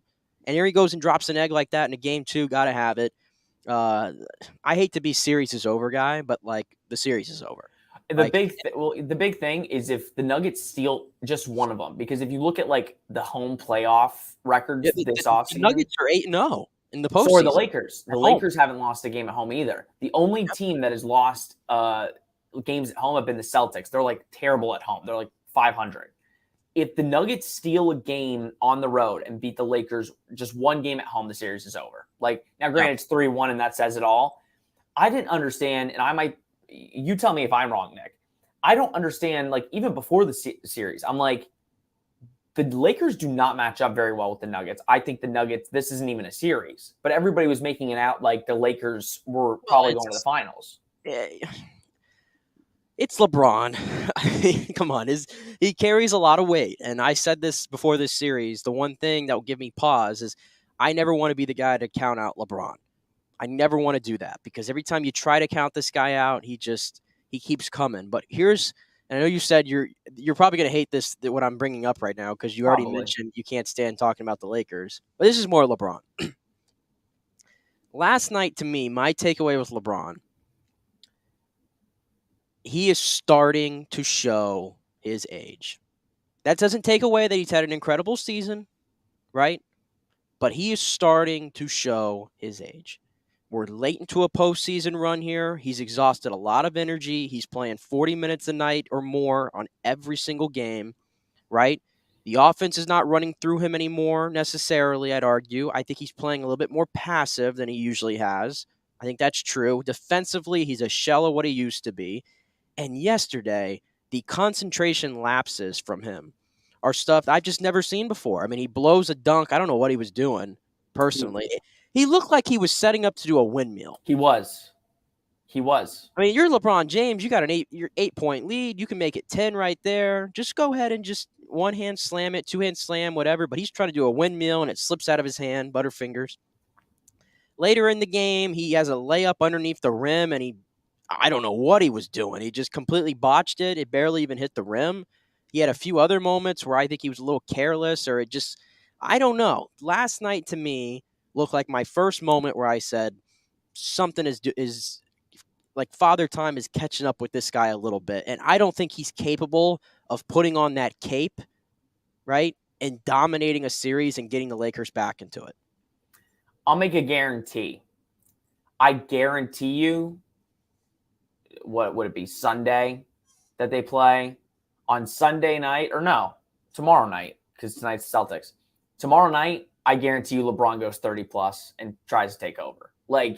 Because I think LeBron, the last 2 games even, I agree with you, been very passive. Now, LeBron's always been a team guy. He doesn't usually, take over. He makes the right pass. He doesn't try to take over. Next game, you're going to see, oh, okay, that's LeBron, right? Now, can he sustain that?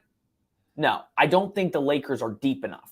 You need, like we said, LeBron and Anthony Davis to have the series of their life.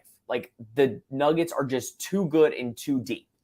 And that's the problem. The Nuggets bench is so much better than the Lakers bench, and it's not even close. So you have to be better than them. Your superstars have to be better than Jokic and Murray. That's what it's going to come down to by a long shot. And I don't know if they can get there. And that's why I didn't see it being close. I get it's LeBron James. LeBron James, 37, 38 years old. He's still a great player. He's still one of the best in the league. But when you're going up against a guy like Jokic, who is averaging a triple-double, you have to be perfect. And unfortunately, the Lakers are just not a perfect team. They've been really good, but they've also had to go up against the Grizzlies and the Warriors. That's taken a lot out of them. I mean, if they went on to win the finals, I think it would be the biggest or the best final run in the last decade because of the teams they had to face and beat. I think they just hit the wall. They've hit the wall. They've hit the wall. It feels like that. And sometimes it's just a team's time. It really is. And it feels like it's the Nuggets' time. They've been at this now for a few years. They've kind of had this core, at least Jokic and Murray and Michael Porter Jr. together. Aaron Gordon has added a lot to, I think, their team. Kentavious Caldwell-Pope. I mean, this guy was a laughing stock when he was on the Lakers. And all of a sudden now he's a really good role player for this team. Bruce Brown, Christian Braun, Jeff Green, who seems to find his way on every good team around the league year from year. They've built themselves a nice little core. And Mike Malone, I mean, I think Eric Spoelstra is the best head coach in the league, personally. Yeah. I think he proves it over the last 15 years. He can have a star. He doesn't need a star. He can just make it work, right? I think Mike Malone probably is right behind him whenever it comes to best coaches in the league right now. So I think it would be very fitting if this was a Miami and Denver finals because I think Miami's going to win that series against Boston. You think Boston's going to get back in? I think it's a 5-6 game series. That's just my personal opinion. Wow. I don't think Miami has I think you'll never count Miami out just because of the grit, but I think just like the Lakers have hit a wall, I think Miami won game 1 outright. I guarantee you that it's going to be hard for Miami the rest of the series. I might be wrong, but Boston's a better team. Boston is the better team, but the better team doesn't always win. That's true. It doesn't always happen that way. There's a reason. I mean, Miami was an 8 seed. It was a play-in team, right? And here they are in the conference finals, and they're 3 games away from going to the NBA finals. So that's not always true. And the other thing with Boston that's alarming is I don't think Tatum has played outside of the game that he had, the historic Game 7 performance. I don't think Jason Tatum has played as well as he could in these playoffs, especially in late moments. In fact, he shot 0 times in the fourth quarter. How can that happen? How can that happen? He was being used as a decoy for half the quarter, not even touching the ball. It's weird. I think Tatum reminds me a lot of Anthony Davis in the Lakers series, where it's up and down. Like, I think I think Jason Tatum tonight is going to perform really well. Like, I really do. I think Jason Tatum, it's almost like Jason Tatum needs a kick in the ass a little bit to perform. Yes. Like, I think he knows he's so good, and I think he gets so complacent being like, okay, I know like Jimmy Butler. Jimmy Butler is lax against the opponents he knows he can outright dominate. Like in the Knicks series, I think he averaged like 24, and people were like, oh, see, the Knicks were better. It's like, no, like he just was more passive because he knew he could really do whatever he wanted. Against better teams and better competition, Jimmy averages like 34. So in that sentiment, it's like, I think Jason Tatum, he hears everything bad said about him, and then he flips that switch back to being like, I'm a superstar, I'm a top 5 player in the NBA, which is a problem for the Celtics because, again, if you want to get back to the finals and actually win one, no chance you beat Denver if you're taking games off. No chance. Like, you have the ability to beat Miami because you have better talent. But Denver is a whole other beast. You got to get past Miami first, and they're not quitting. Yep. But I'll tell you one thing, Nick, going back to Denver and Lakers, and this is kind of off topic. There are 2 players that this series right now are making themselves a whole lot of money this offseason. Austin Rives and Bruce Brown. Those 2 players this offseason, the Lakers are going to lose Austin Rives and Denver's losing Bruce Brown because they're going to be making both close to $20 million a year. Like, that's crazy. Austin Rives was probably going to be making maybe like 4 years, $60 million. In just this series alone, against the defensive team he's facing this playoffs, he has over 10 points like every game, and he's getting to the 20s. He's making $20 million a year. Easy. That is just crazy to me, though. This is the one part of the NBA that you have to pay $20 million to get good role players now. I mean, he's a starter. Is he? But that's the thing, Nick. He's very efficient when he's on the floor. He is. He's efficient. I shouldn't undersell him like that because he's a kind of a player that I like. He adds some grit to that team, and I think the Lakers lacked that before, especially pre-Russell. I mean, the Russell Westbrook trade that saved their season. That absolutely saved their season completely and changed their whole dynamic to get Hachimura and Vanderbilt, D'Angelo Russell. Like, you had 3 impact players like that, and then you have the Rives coming on. In the playoffs, you only need 6 guys to begin with. Yeah. You only need 6 guys because everything's so shortened. And those are the 6 guys, and then you throw Lonnie Walker in there, who on any given night can drop 20 if he wants to, if he gets hot. So, yeah, I think you're definitely right. Those 2 guys, and Bruce Brown as well. He's probably made his money, and we'll see if the Nuggets can bring him back. But it should be 2 very fun series. I hope we go 6 and 7 here. I love long series, especially in the conference finals. So we'll see what happens there. Just elsewhere, we'll wrap it up on the NBA here. One more note. I already talked the lottery with TJ. Unfortunately, I told him, I said I was pressing my luck circa Pat Williams, 1993. Didn't happen. Sad. The Magic don't get Wembanyama. The Spurs do. Those lucky little bastards that they have had they've had the first overall pick 3 times, and they're going to get 3 generational centers. How freaking lucky are they? But the other big NBA kind of note going on right now is the ongoing Ja Morant situation. Me and JP have talked about it a lot here. It's just one of those topics that I feel like a lot of people are, believe it or not, I feel like a lot of people are split right now on how they feel about this whole Ja Morant situation. And I think a lot of it sometimes is getting misconstrued a little bit, the whole of what really is the problem here. I meant to play this audio yesterday. We kind of ran out of time on it, so I'm going to play it here, Sean. I don't know if you've heard this yet. This was Charles Barkley the other day, and we know he's going to tell it like it is. And I thought he had some interesting comments here, and it kind of sounded like he was calling out J.J. Redick, who that same morning on First Take kind of compared this thing to politicians who, take pictures with guns and stuff like that. And this was kind of what Charles said here, and I very interesting as I get the audio here. Here we go. Well, first of all, I got to say something, man. We got some idiots, some fools, some jackasses on television that really just piss me off. Talking about Josh should make a stand saying he didn't break any laws.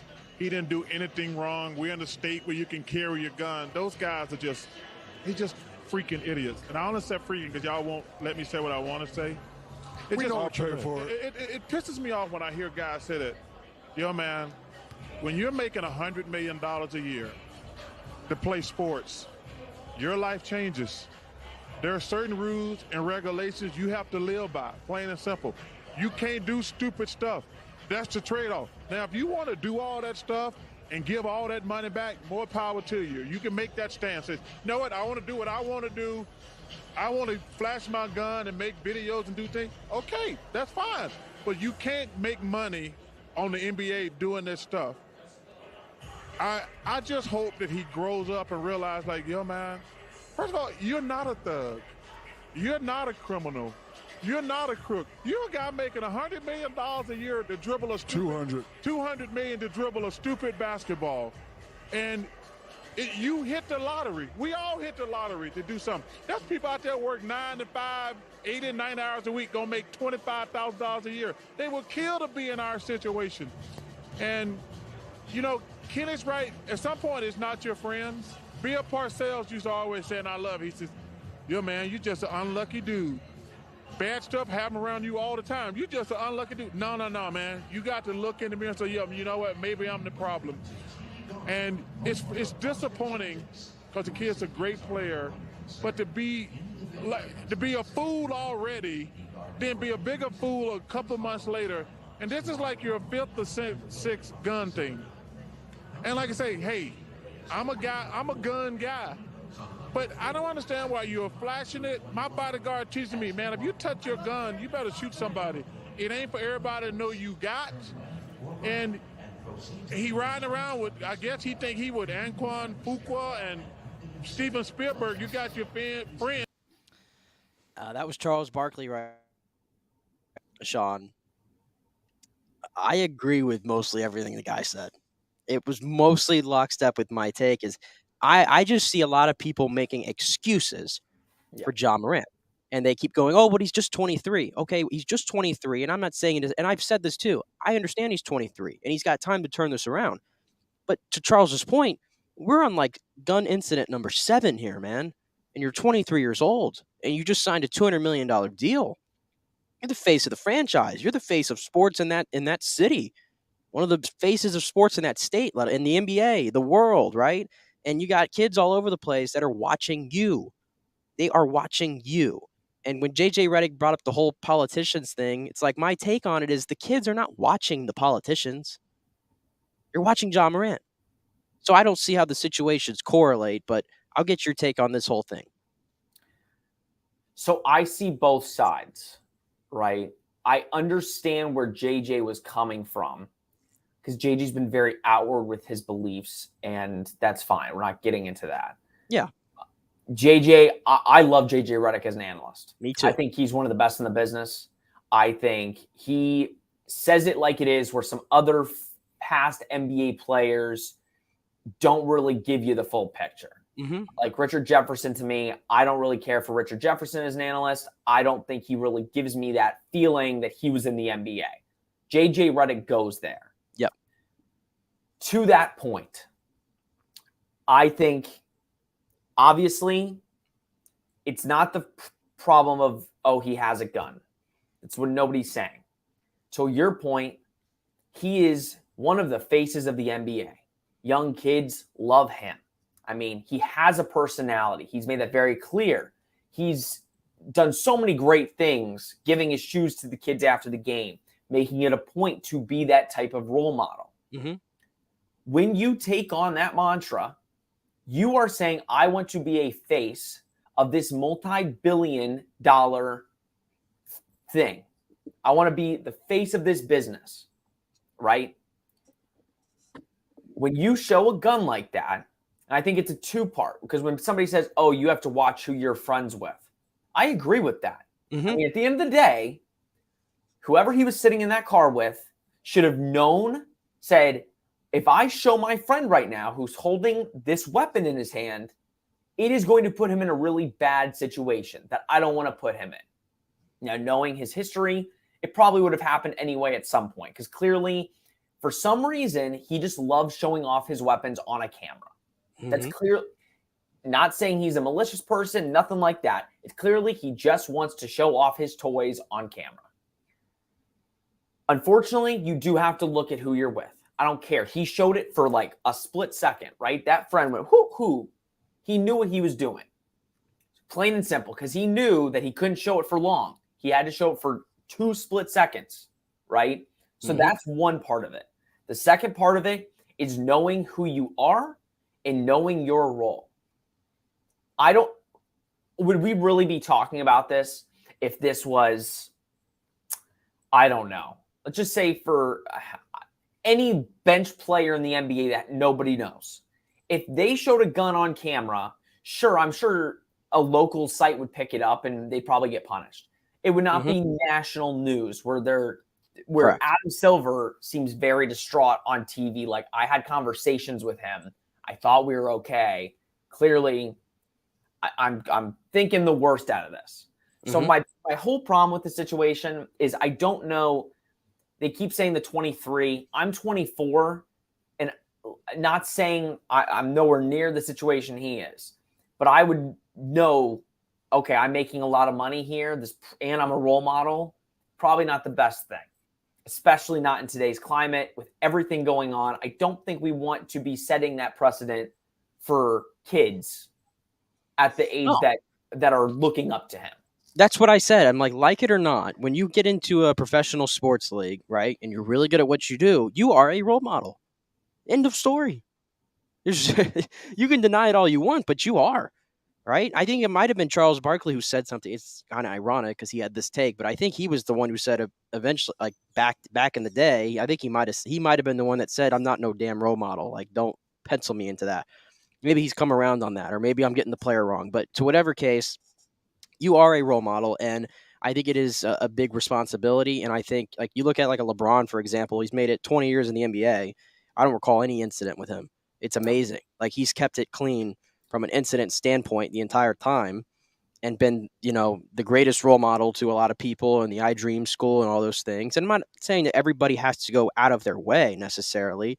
It's just your actions are being watched and you got to be accountable for them. And sometimes I feel like we miss it on a lot of takes with this kind of stuff. And because, again, if this was an isolated incident, it's, whatever. Everybody's young and screws up and you got to learn. But we're on number 7. We're on number 7 here, right? To me, you should know better by now. You should know better. And if you have one more F up after this, is basketball really for you at that point? I don't know. Well, then it's also just like straight up, like, again, the Memphis Grizzlies are paying you $200+ million. Yeah, and how much buyer's remorse are they having right now? I think it's more of I don't even know if it's buyer's remorse. I think it's like, we clearly want this player. This player is going to make us a franchise of the future. Are we even going to have this player be a part of our organization? And that question has to creep in their head of like, we're going to do our best to get Ja the help he needs to try and become a better human being in the situation he's in. But again, you brought up LeBron. LeBron is so squeaky clean. There are videos out there just with his marriage where you have girls trying to come up to LeBron and he's like, pointing to his friend, like, get away from me.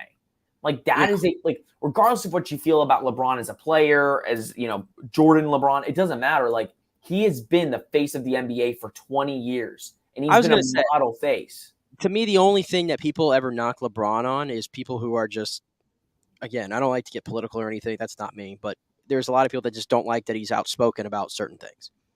Like, that's probably the one thing that people have a knock and issue with him in. And again, that's fine. You're entitled to your opinion. That's whatever. I'm sure there's people that listen to this show who feel the same way. But I'm just saying, strictly from an off the court standpoint, regardless of that, he's been squeaky clean for 20 years. 100%. And that's the type of player you want. So Ja, I literally don't know where to go from here, but Ja needs to figure something out and look at the bigger picture here. And yeah, I agree with Charles. If he looks at it and says, I don't need the money, I want to do what I want, go right ahead. It'd just be a really bad thing for the NBA because he's a phenomenal player. And I think he can really turn around Memphis. Yep, it would be a shame. All right, let's hit our final break here on a Friday edition of the JP Peterson Show, brought to you by Bay Area Modern Medical Center, the Jeeves Law Group, the Golden Diamond Source, Italiano Insurance, all those great sponsors who continue to let us continue to do what we love to do here, and that is give you 2 hours of Tampa Bay-centric sports talk, mixed in with some national news as well, Monday through Friday, 10 to noon. I think I hit everything there, Sean. I think I hit it all. We'll come back here. We'll wrap up with a few news and notes and get you set for the weekend. Rays and Brewers, all those good things. Back in 3.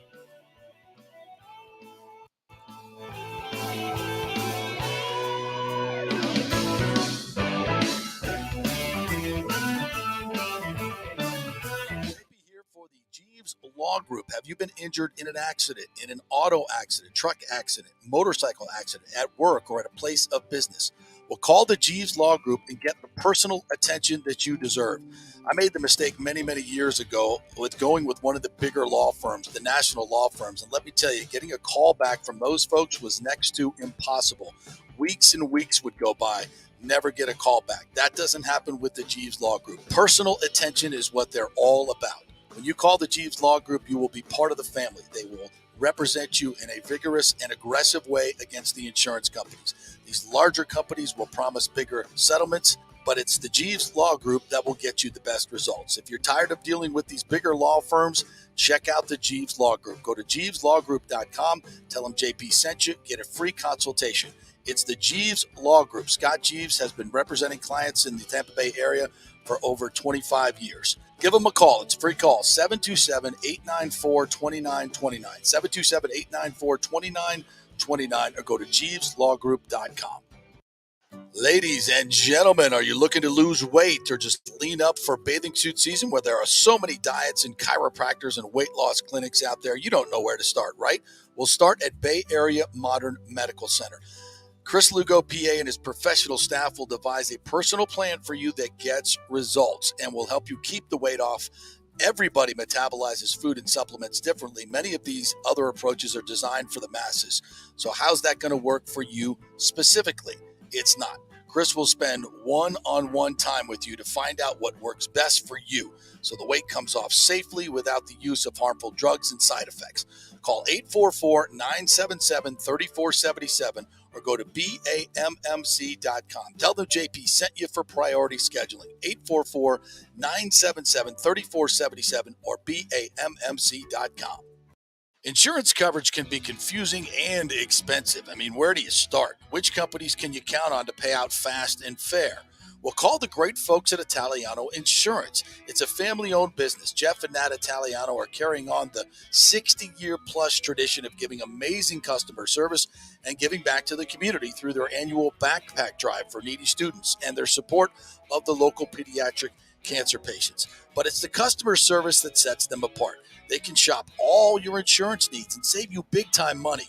Don't hop on the internet and waste time looking at some bogus reviews. Talk to knowledgeable agents and not some voice-generated robot. These are confusing times for homeowners, and Italiano's team of experienced professionals can provide the right coverage for every situation: home, auto, business, life. It's Italiano for all the pieces of your life. Call 813-877-7799 or go to ItalianoInsurance.com. During COVID, over 1.7 million people were added to the Florida Medicaid rolls, but as of April 1st, 2023, most of these people may not be eligible for the Medicaid coverage and will lose their health plan. If you have been notified you are losing your coverage, don't freak out. It's very likely you can apply for a federal subsidy under the Affordable Care Act. Just call 877-652-0244. Our representatives will walk you through the whole process, get some basic information on your income, number of kids, and then they'll find a plan that best fits your needs. In fact, with the new laws, 90% of Americans qualify for reduced or free health care. You can select great plans like Florida Blue. That's my carrier. Love them. Paying $800 left after making the call. 877-652-0244. Our highly trained professionals know all the intricacies of the new laws. They will do all the work. You save tons of money. So if you're being dropped from Medicaid, fear not. Call 877-652-0244. Get real health insurance, free doctor visits, free blood work, no deductibles. 877-652-0244. Pure sports. JP is back on. Welcome back. FanStream Sports. All right, welcome back. On a Friday here at the JP Peterson Show. Nick Yetty's filling in for going solo, rather, without JP, but joined here by Sean Green of UCF Charge On Podcast and NBC Sports as well. We got a few minutes left here in the day, and Sean, I wanted to, real quick, we got about 5 minutes here, and we can plug it here. Our next Charge On episode, which should be dropping today or tomorrow? Today. Right? It'll be dropping here in about an hour. It's going to drop today, and we talked about a very timely thing right now, and we discussed it earlier this week with Kurt Weiler of the Osceola from the Florida State perspective, and that is this whole Magnificent Seven thing with the ACC and possible expansion. So I'll let you have the floor, Sean. This is a topic that you've been following along with, and we both have, obviously. What you see as the future for the ACC and where things go with this Magnificent Seven here, which I think is a goofy name, by the way. It's really stupid. I felt so stupid saying it last night when we were on Charge On, but no, I've been very honest about how I felt about the ACC and where it's headed since we were talking about the Big 12 and Pac-12. I think the ACC is dead upon arrival. It's been dead ever since 2021 when Oklahoma and Texas left the Big 12, because at the end of the day, you knew that schools now were going to focus more so on the price point than the destination. At the end of the day, if the American Athletic Conference was making schools $100 million, everybody would be going there. So as much as the ACC has been a cornerstone and it's brought a lot of great memories for schools and great rivalries, it's dead. And I don't care what anybody says, give it a couple years. Whenever all these schools want to leave, at the end of the day, these schools are looking out for a reason. They want to make more money. We all know the schools that will be going to the SEC. It's the worst kept secret in college athletics. It's basically where all the other schools going to go, because at the end of the day, nobody's going to want to stay in the ACC. The contract lasts too long. It's not getting made to 2036. Nobody's going to be in that conference in 2036. The only way I see it sticking around and being a conference is if all of the the irrelevant schools that are in the non-Power 5 that the ACC is offering them a bid, they all go up and make, again, a non-Power 5 conference. That's the only way it stays alive. But we were going through some of the schools last night, Nick, and we're looking at them and we're like, would they even really be a Power 5? Are they a Power 5 school? Like, they could, like, they go to the American. There's probably some American schools that would beat this team like half the time. So it's a sad time in college athletics. I hate it. But like I said last night, and please go check out Charge On when it drops, it's kill or be killed. And right now, the ACC is the prey. It's just when the predator is going to hunt on that prey. Yeah, and I feel like there might be some legal options potentially for these schools to try to get out of this contract. It's a lot of, some of it's very complex and a little bit difficult to understand, but I believe there are some legal ramifications they can get out of this deal and get out of the the ACC without having to pay $120 million, this exit fee, which is crazy, by the way. That is absolutely crazy. $120 million to pay. But yeah, I think Clemson would definitely pay it like tomorrow. Maybe Florida State would do the same thing. Miami, North Carolina, right?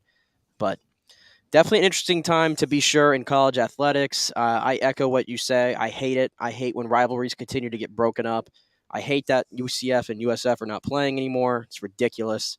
I don't understand it. But to your point, kill or be killed.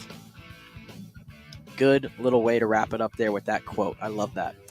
All right, it's been a fun day here on a Friday without JP, but we love when he's back, though. He'll be back on Monday if he's feeling better, which I'm sure he will after this weekend out there at the Pro Padel League this weekend. So we'll bring you more stuff from that. Rays and Brewers this weekend. Hopefully we could turn it around. Some home cooking now. 9 games or 10 games at home for the Rays. Your 32-13 Rays. We'll be back on a Monday. Thank you, TJ Rives, for joining us earlier.